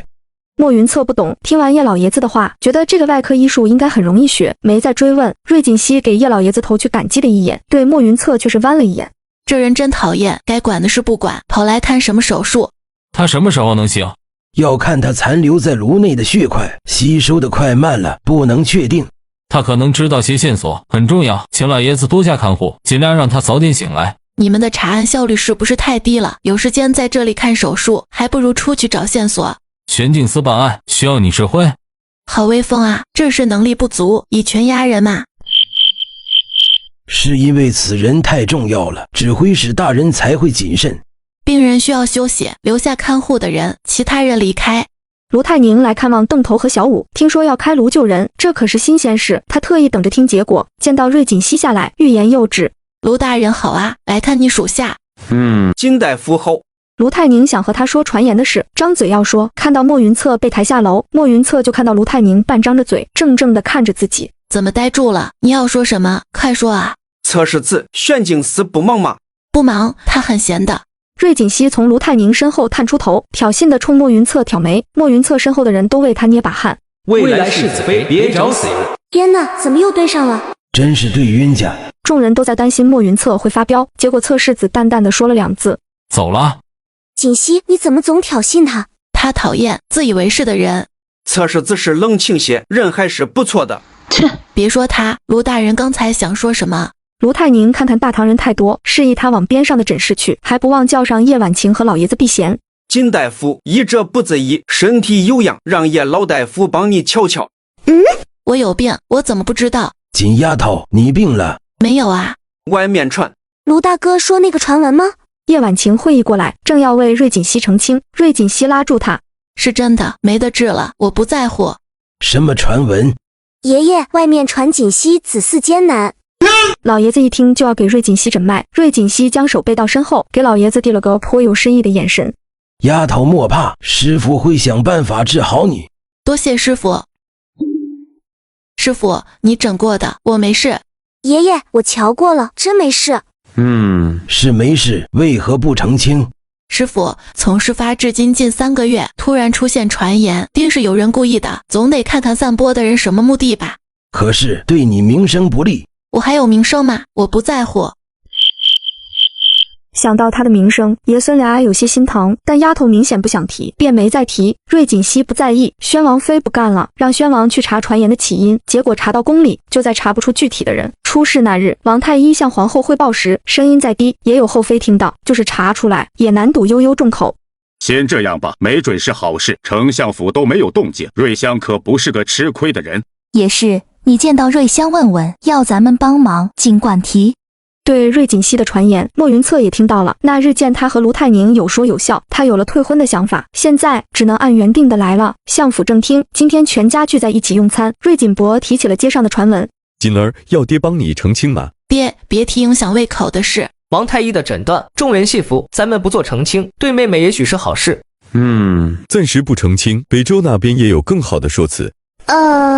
王府知道了，会埋怨吗？不会，宣王妃早知道此事，并未嫌弃，对锦儿特别好。王妃不怕莫云策绝后吗？这也是爹愿意你嫁进王府的原因。宣王妃这个婆婆太难得了。瑞锦熙早已深刻地意识到自己必定要嫁莫云策，仍是为宣王妃的宽容震惊。为了感谢宣王妃对自己的喜爱和包容，瑞锦熙特意赶制了一套护肤品送给宣王妃。宣王妃开心的到处炫耀，在府里更是不停地夸。宣王父子三人都要磨出耳茧了。父王，皇伯啥时让你进宫？不进才好，还能陪我。对，父王能多陪你母妃。策儿，明天上衣局会送喜服来，你要留在府里试喜袍。不用试了，我只能坐着，怎么都合适。这话堵得宣王妃说不出话，气氛一下凝结。世子，林掌柜醒了。策儿一定想自己骑马迎亲吧？不是要打门洞吗？直接过来就行，不用迎亲的。怎么说话呢？我宣王府娶世子正妃，排场一定要盛大的。不会说话就别说，一边去。我看出来了，我最不受待见了。知道还不赶紧走？好嘞。注意看，莫云烈带着小跟班晃到了祈院，虽然有些偏僻，但院子里该有的都有。莫云烈顺着墙角溜到正屋的后窗下，就听到齐侧妃在和自己的贴身丫鬟发脾气。作死的小蹄子，你想烫死本妃？哼，本妃凭你也配？若不是有镇北侯的面子，王府哪有你容身处？一个个势利眼，等我杨儿回来，将你们全部发卖，残废取花痴，有什么好得意的？老奴给侧妃说个事，让您乐呵乐呵。切，我被伤成这样，有什么可乐的？娘娘受苦的这些日子，外面在传瑞相家的那个花痴不会生。真是个让人愉快的好消息。娘娘好好养伤，月底二少就回来了，您可得给他寻一门好亲事。嬷嬷说的对，要给杨儿找个最好的。莫云阳要回来了，没听说呀？我让你找的蛇找到了吗？找到了，小的今晚就放到相府去。就放到祈院。小爷突然觉得让花痴进门也不错，对付骑士的人又多一个。瑞锦熙就这样躲过了被蛇咬的危险，其侧妃却遭了大罪。医馆里所有人都面带笑容，他们善元堂要名声大噪了。脑袋打开，不仅没死人，还救了人。众人正高兴呢，叶老爷子和莫云策出现在大堂。叶老爷子沉声说道：初次成功不代表以后都能次次成功，不可大肆宣扬。是。花痴女会扬名立万吗？林掌柜醒了，可是很多功能没有恢复，一时还不能说话。莫云策留下石川和袁聪看护，带着袁荣离开，始终未看瑞锦熙一眼。切，拽什么拽？有什么了不起的？瑞锦熙带莫云策离开，拐进自家铺子。妹妹，你忙完了？三哥，要多久才能开业？月底吧。你的药膳方准备的怎样了？已经备了15个日常的，还有些药效强的，要让客人先到医馆问过后才能食用，不能乱吃的。还要注意这些啊，好复杂。守着医馆呢，方便得很。的确很方便。医馆的几位大夫现在都很热衷跟着瑞锦熙学西医，但学医这事有时是要有天赋的。别看这几位大夫的诊脉术不错，拿刀拿针就没有叶婉晴学得快。锦熙，我们去逛街，让他们慢慢练。好啊，自从来到这里还没认真逛过呢。云策，怎么才来？我们等你好久了。有公事，你们什么时候回京的？我们昨晚回来的。他在看什么？他在看美女。云策，快来看，京城何时多了2个美女，我要沦陷了。李润则将轮椅拉到窗边，莫云策被动地看向楼下，正好看到瑞锦熙和叶婉晴挑好了香囊，正想找地方喝口水歇歇脚，一转身就看到了鲜品香的牌匾，他们抬头看匾的娇俏神态被三人尽收眼底。2位都是美人，一个圆润可爱，一个娇俏可爱，真是难以抉择。2个都收了不就行了？不行，我林润泽曾发誓此生只娶一妻，绝不让后院乌烟瘴气。那其中一人是京城花痴？怎么可能？认错了吧？京城花痴很张扬的，刚才的2位姑娘，不论哪个都是清新脱俗的样子。云策，听说花痴许给了你，不错，所以你觉得我会认错未来世子妃？哪一个？另一个总能让给我了吧？润泽，你认真的吗？希望不是那个圆脸的。不是。太好了！林润泽兴奋地大叫，莫云策也松口气，他不知道自己是什么心理。林润泽排除掉瑞锦熙，他才发现自己在紧张。云策，你知道圆脸姑娘叫什么吗？快告诉我，我要去和她偶遇。林润泽说着就往门外走，莫云策闭嘴不言，就看着他走出去。云策，你不告诉他，我要看他如何偶遇。还是属你最坏。姑娘能否告知方明，在下林润泽对姑娘一见倾心。登徒子，不，在下不是。姑娘别误会，我是太心急了，唐突了姑娘，请多包涵。但我是真心喜欢姑娘的。公子爱慕的朋友不该报上家门嘛，只报姓名，是不是没有诚意啊？别和他多说。小姐是瑞相之女。哦，看来认识我了，我是瑞锦熙。我是云策的朋友，不是坏人，也不是好人。未来世子妃说的对，他图谋不轨。白广瑞推着不甘愿的莫云策过来，自来熟的坐下。瑞锦熙和莫云策对视一眼，齐齐转过脸。婉晴，苍蝇太多了，咱们走吧。好的，快走。别走，我只是想认识一下这位小姐。让开，否则让你难堪。都是你们不帮忙，还扯后腿。你和瑞小姐有问题，别牵连到我呀。好不容易遇到一个心动的，真喜欢，自己追去。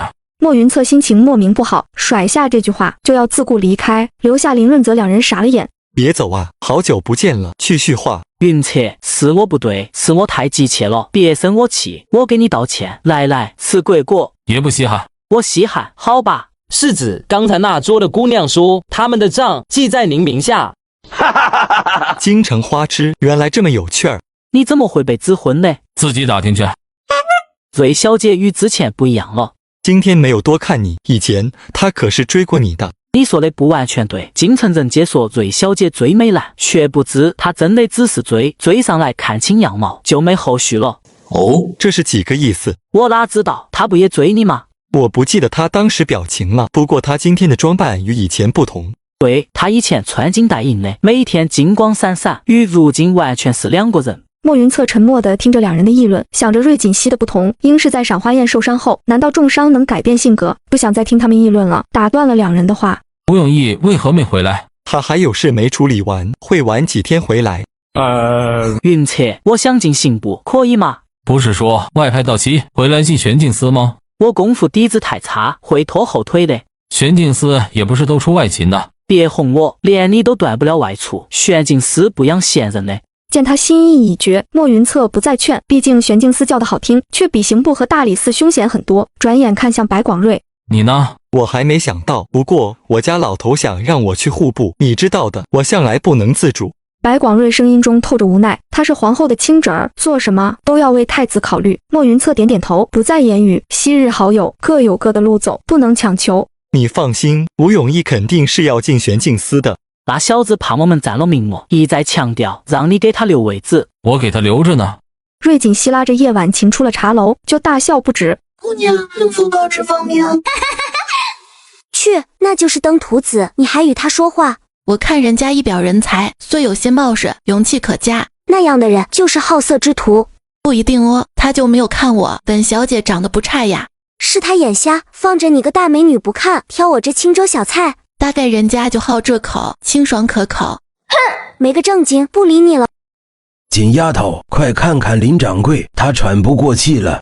瑞锦熙急忙看去，透视眼闪现一下，拿出吸痰器给林掌柜吸出黏痰，呼吸顺畅了。林掌柜开口，嘶哑地问道：“这是哪儿？”“这里是善元堂，还记得你是谁吗？”“林学文。”“对，你是林学文，林掌柜。”“我没死。”“没有，你会长命百岁的。”这人不但活了下来，还没丧失记忆，还能说话，堪称奇迹。玄镜司得到消息，莫云策火速赶来。经过瑞锦熙的允许，莫云策一人进去，向林掌柜了解事情经过。袁荣和袁聪守在外面。袁聪几次看向瑞锦熙，欲言又止。你有眼疾？没有。有话就说，别磨磨唧唧的。袁荣推他，让他离自己远点。袁聪再三忍耐后，还是忍不住说道：未来世子妃，您府上何时再做猪蹄？我们买。你就是那个偷吃贼。没偷吃，我给了银子的。切，不告而取谓之偷也。还有，你在监视我们相府吗？没有，只是出府办事抄了个近路，恰好闻到香味，这才被吸引了去，仅吃了一次便欲罢不能。好吃吧？味道好极了。这回不仅袁聪，就是袁荣都在点头。想吃？没门。袁聪垮了脸，袁荣失望地垂下头。好丢脸。没想到讨厌鬼身边还有这么可爱的人。莫云策终于出来，瑞锦熙丢给他一个意味不明的眼神就离开了。他那个眼神什么意思啊？不知道，可不能让世子知道是我们嘴馋，还丢了脸。是不是未来世子妃误会了世子爷嘴馋？回旋静思，提审顾清贵和任二。莫云策从林掌柜口中得到新的线索，打伤他的人是个女人，只可惜他并未看清那人的脸，但那女人曾与任二说过话。大人，我只是帮着卖了些东西，贪了钱财，没有杀人啊。你帮谁卖东西了？卖的又是什么？卖的那玩意可是杀头大罪，我能认啊。你知道那些东西出自皇室，明知故犯，可是砍头大罪。林掌柜醒了，他指控你杀人灭口。冤枉，天大的冤枉，小的没有杀人。你知道动手的人是谁？不知道。动手的人是谁？速速交代，否则治你一个杀人之罪。不能这样，我没杀人。你不想死，但你怕他，怕一个女人。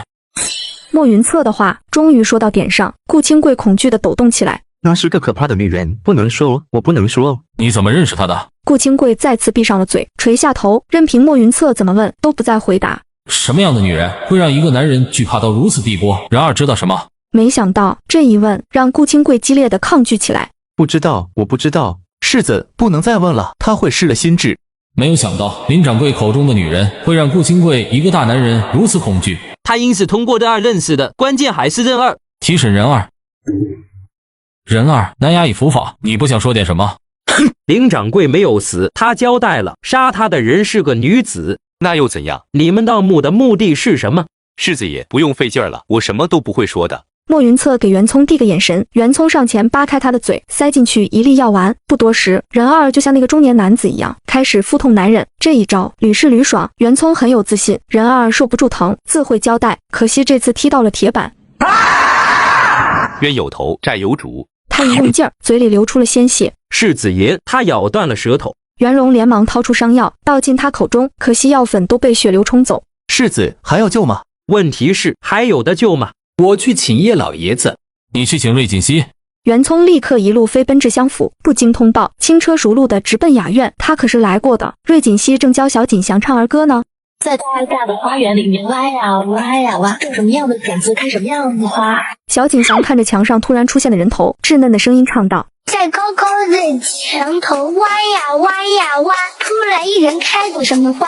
哦，瑞锦熙听出不对劲，顺着他的目光看去，差点丢了魂。袁聪很快反应过来自己闯祸了，立刻跳下墙头。未来世子妃莫怕，是我世子护卫袁聪。靠，大晚上的装什么鬼？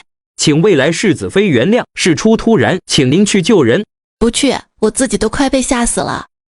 是属下错了，请未来世子妃去救人，他咬断了舌头，会没命的。好恶心，是好人还是坏人？坏人，手是扑的二掌柜。渊儿啊，怕吗？刚才吓倒了吗？我没吓到哦，是姐姐害怕了，我比姐姐胆子大。好，锦祥胆子大。袁聪心急的厉害，大喊一声得罪了，直接伸手将陆锦熙背到背上，窜上房顶，急速飞奔。小锦祥一脸崇拜地看向远去身影。哇，香兰姐姐，我姐姐飞走了。我的四少爷，你姐姐被抢了。香兰思虑再三，还是报给了瑞相。起起落落间，瑞锦熙被颠得全身发软。到了玄镜司审讯室，袁聪才小心地放下瑞锦熙。这还能救人？这得别人救他吧？瑞锦熙发丝凌乱，脸色苍白，唇色更是和白纸一样。你还好吗？瑞锦熙抓着他的袍角，哇的一口吐了出来。世界一片安静，全体石化，仿佛过了一个世纪。瑞锦熙缓过神，用手边的锦布擦擦嘴，抬起了脸。咱们梁子结定了。摇摇晃晃地站起身，坐到一旁，指着袁聪道：我记住你了。宝宝心里苦啊，我只想把事情办好，结果却砸了。那个他断舌死不了，用冰镇血止住就行，你们另找人给他缝上。石川把叶老爷子也背来了，虽然如瑞锦熙一般形象不好，精神还不错。见人二嘴里塞上的冰块，点头称赞。这办法好，只要不继续失血，他死不了。叶老爷子这才注意到气氛不对，环视一圈，发现了瑞锦熙。怪不得知道用兵，原来是锦丫头也在。师傅，我难受。丫头，你怎么了？我恐高。不等叶老爷子上前，瑞锦熙就晕了过去。恐高？他怎么来的？事情紧急，属下背过来的。叶老爷子无语极了，拿出银针扎在了人中，百会穴上，又在10根纤纤细指上分别扎上长针，十指连心啊！瑞锦熙被活生生的疼醒，知道师傅是在救他，把所有的恨意都加在了莫云策身上。我遇到你就没好事。声音很低很低，架不住莫云策功力高深，仍是听了个清楚明白。原本凝结的怒气消散得无影无踪。他是够倒霉的，能缝上去，但以后好不好使就不知道了。那是他的命，救他是因为还想从他身上得到片点线索。屋里灯光不亮，叶老爷子大致的奉住，散上药粉，伤在嘴里，药粉实在没办法存留太长时间，只能勤上的点了。瑞锦纯兄弟3个一起到玄镜司，看到妹妹惨相，愤怒地朝莫云策冲去。都是我的错，不管世子的事。瑞锦琛一拳砸在他脸上，瑞锦博打在他肩上，袁聪也不敢用功去挡，生生的接下2记重拳。瑞锦琛再要打去，瑞锦熙及时道：够了，2哥、3哥，我们回家。瑞锦纯深深看了莫云策一眼，挺着背脊走了出去。瑞相看到宝贝闺女被抱回来，吃了一惊。锦儿受伤了吗？爹，女儿和世子犯冲。瞎说，今天见说你们是天作之合。那是和原主吧，和我的命格肯定犯冲。自那日后，瑞锦熙好几日没去医馆。宣王妃命人送来喜服，他连看都没看，就让香兰收起。回想那晚被背着在高处高速奔跑，至今都会眩晕发软。他有恐高症，前世从不敢玩过山车等刺激大的游乐项目，没想到穿到这里体验了一把，终身难忘。小姐，叶姑娘来了，快请。注意看，恐高了怎么办？天上飞的，地下跑的，水里游的，统统吃一遍。完了，你就会发现，除了费银子，其他啥也不是。没想到你敢拿刀给人脑袋开瓢，居然会怕高。没办法，这是硬伤。我爹娘要回来了。哦，你爹娘从未听你说起过，我还以为我爹是军医，大雍和北周连年征战，被征到军队里，娘懂药理，也就跟着去了。原来这样，怪不得今天这么高兴。我有3年没见过爹娘了，他们要是知道我现在的医术比沈大夫他们厉害，一定很高兴。他们会为你感到骄傲的。叶婉晴笑得甜甜的。临走时，瑞锦熙给他装了香草刚做的卤水肠。躲在树上的袁聪咽了咽口水，默默离开。怎么样，未来世子妃有悔婚的意向吗？没看出来，他给叶姑娘拿了1盒卤水肠，不知道叶老大夫吃不吃那东西，不吃就可惜了。你个吃货，都什么时候了，还想着吃？你急什么？世子和世子妃成亲是板上钉钉的事，而且日子快到了，黄不了的。这倒是，就是世子这成亲后的日子多好过哦。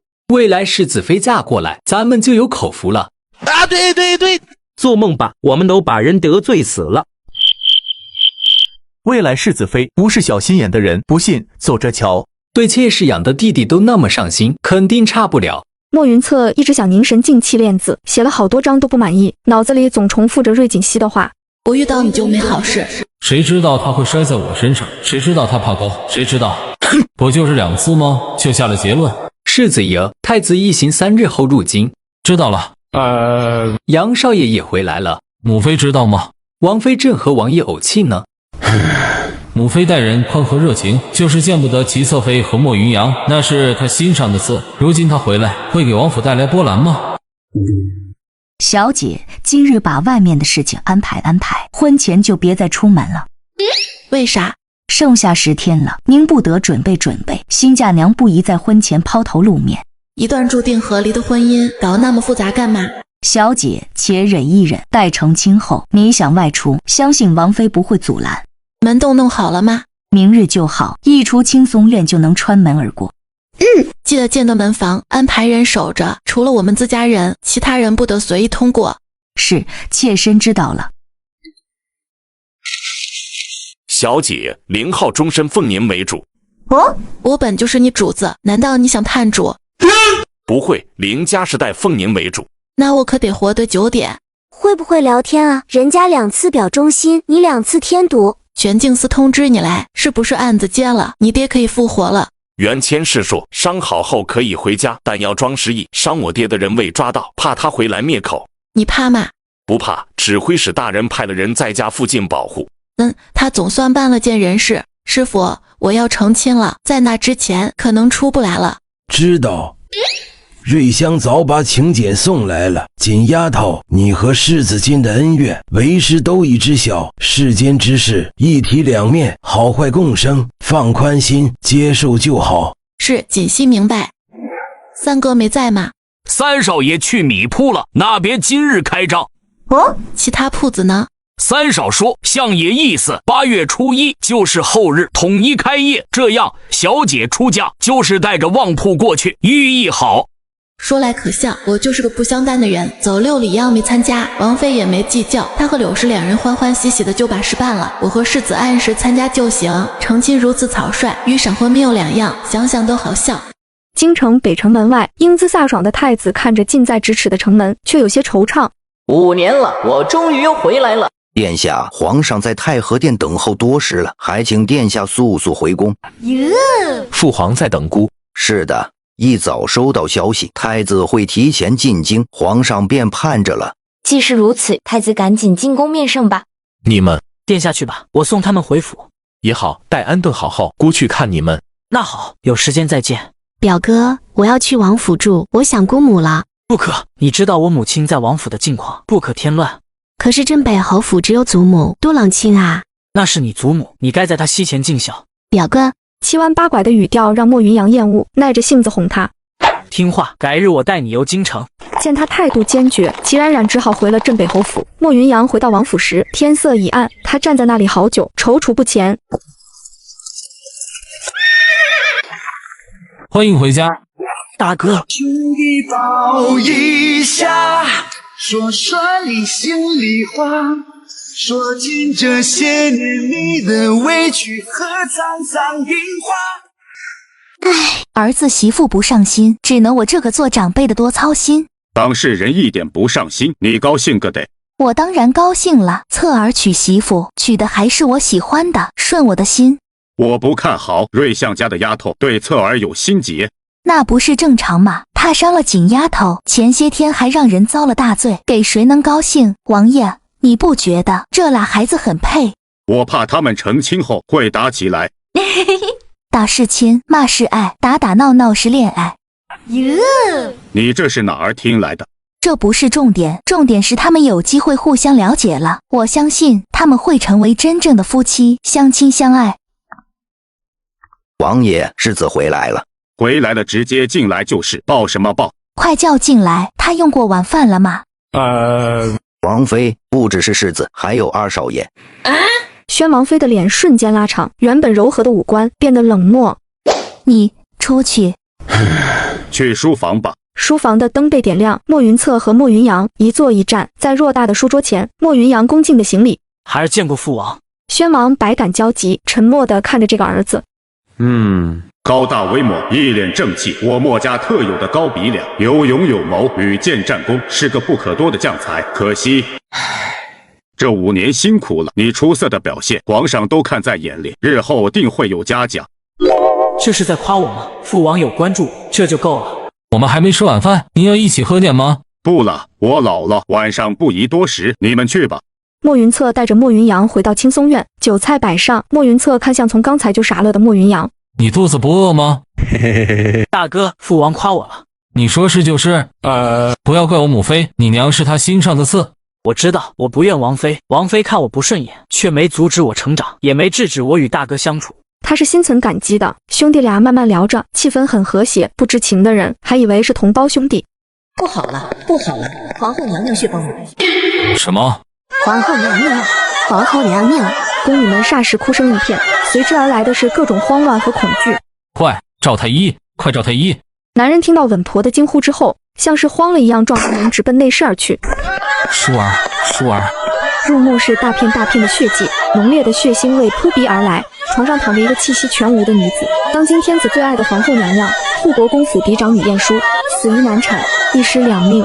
享年22岁，她的魂魄离开尸身，飘在床边，心痛地看着她爱了6年的丈夫趴在她的身边，哭得肝肠寸断。凤仪宫里乱成一团，哭声震天，哀戚笼罩。来人，把这些给皇后接生的稳婆和一女人拉出去，统统处死。皇上饶命！皇上饶命啊！叶荣轩，不要杀人，与他们无关。早已候在外面的御林军蜂拥而入，把稳婆和侍女拖出去，一刀一个，死亡气息笼罩着整座凤仪宫，血腥味弥漫。晏殊看着这血腥一幕，无数次想过去阻止，然而他冲过去才意识到自己现在只是一缕魂魄。他说话没人听得见，他伸手没人看得见，没有人理会他的呵斥，他只能麻木地看着眼前这一幕，看着昔日温柔深情的夫君走出寝殿，红着眼吩咐李应下旨昭告天下，皇后崩逝，一尸两命，朕悉哀痛，举国哀悼3月，任何人不得婚嫁享乐。是皇上。凤仪宫外惨死的尸首很快被拖出去处理完，唯留地上血迹斑斑，触目惊心。叶荣轩独自一人走到床边，看着躺在床上动也不动的女子，时间仿佛于此刻静止。晏殊，你终于死了。晏殊一怔，注视着叶荣轩的眼神一点点冷却下来，视线缓缓落在他那张俊逸出尘的脸上，除了脸色有点苍白，眼眶有点发红之外，哪有一点哀伤的迹象？朕早就想让你死了，容你活到现在，你该感谢朕的仁慈。你这个贱女人！人前尊贵端方的天子，此时像是突然间发了狂，一个又一个耳光疯狂地扇在已经过世的女子脸上。你真以为朕一心爱你，做你的春秋大梦去吧？要不是看你手里的兵权，要不是需要你大哥的帮助，朕连多看你一眼都嫌晦气。呸！明明是个不受宠的嫡女，凭什么这么强势，处处高人一等？你知不知道，朕早就厌恶了你的高高在上，贱女人！朕恨你6年2000多个日子，朕每天都恨不得你去死。晏殊浑身发冷，一瞬不瞬地盯着眼前这个忽然发疯的男人，像是突然间不认识他。昔日的一腔情深，原来只是虚伪作假，此时这般冷酷疯癫的模样，才是他的真实面目吧。贱女人，朕恨你！朕恨你！你这个贱女人！晏殊从眼前这一幕中彻底抽离出来，无情无绪，无爱无恨，沉默而平静地看着眼前这个男人。哈哈哈，真是老天有眼，你终于死了。话音落下，一个女子忽然出现，晏殊目光一过去，发现她手里还牵着一个3岁左右的男孩。晏雪，她怎么会在这里？皇上，我把燕儿带来了，她想见你。你怎么现在过来了？万一被人发现。皇上不用担心，燕凌风被父亲困在家里，这辈子都不会再有机会出现在皇上面前。姐姐走了，我来送她一程。晏殊死死盯着眼前这一幕，一双瞳眸里寒冰刺骨，狠厉摄人。此时此刻，他还有什么不明白的？原来他们的孩子都这么大了，这几年瞒得可真好。父皇，燕儿想你了。父皇也想你。皇上，这些年委屈了你们母子，如今晏殊死了，朕以后再也不必看他的脸色，没人能干涉朕的后宫。待过些日子，时机成熟，朕就把你们接进宫，给你和燕儿一个名正言顺的身份。一切都在计划之中，皇上高兴吗？自然是高兴。顺利拿到令符，稳固了地位，我们应该好好庆祝一下。晏殊已死，有兵权在手，还有父亲帮忙笼络朝臣，皇上再也不用担心地位不稳了。还不能高兴得太早，至少要让以前听命晏殊的那些人相信他是真的死于难产，而不是我们动了手脚，否则还是会有很多麻烦。这对贪婪、自私、虚伪、狠毒的狗男女，原来他一直在骗我，目的只是为了选引力，怪不得这么多年没有身孕，他却一点都不着急，原来他早就有了地位继承人。皇上，我想当贵妃，皇上能答应我吗？当然，贵妃之位非你莫属，雪儿，只是朕没办法给你一生一世一双人的承诺。皇上，此次多亏了吏部、户部2位尚书和长公主府，皇上才能这么快除掉晏殊兄妹，且3位姐姐都已经等了皇上4年，妾身不会贪心。晏殊闭了闭眼，心头无比悲凉。3位姐姐等了4年，那个口口声声说只爱我一个人的皇帝，实则早在4年前就跟晏雪搞在了一起。还有吏部、户部尚书家的嫡女痴心等待，怪不得他们过了20岁还迟迟不愿婚嫁，原来在等一个入宫的机会。看来我这个让人艳羡的皇后，竟是他们入宫的绊脚石。晏殊望着相携而出的2人，想到方才晏雪说的话，大哥被困在家里，父亲向来薄情寡义，大哥只怕凶多吉少了。晏殊心里担忧，想去家里看看，正要跨出店门之际，却忽然被一阵劲风卷起，整个人无法克制地卷入一个漩涡之中。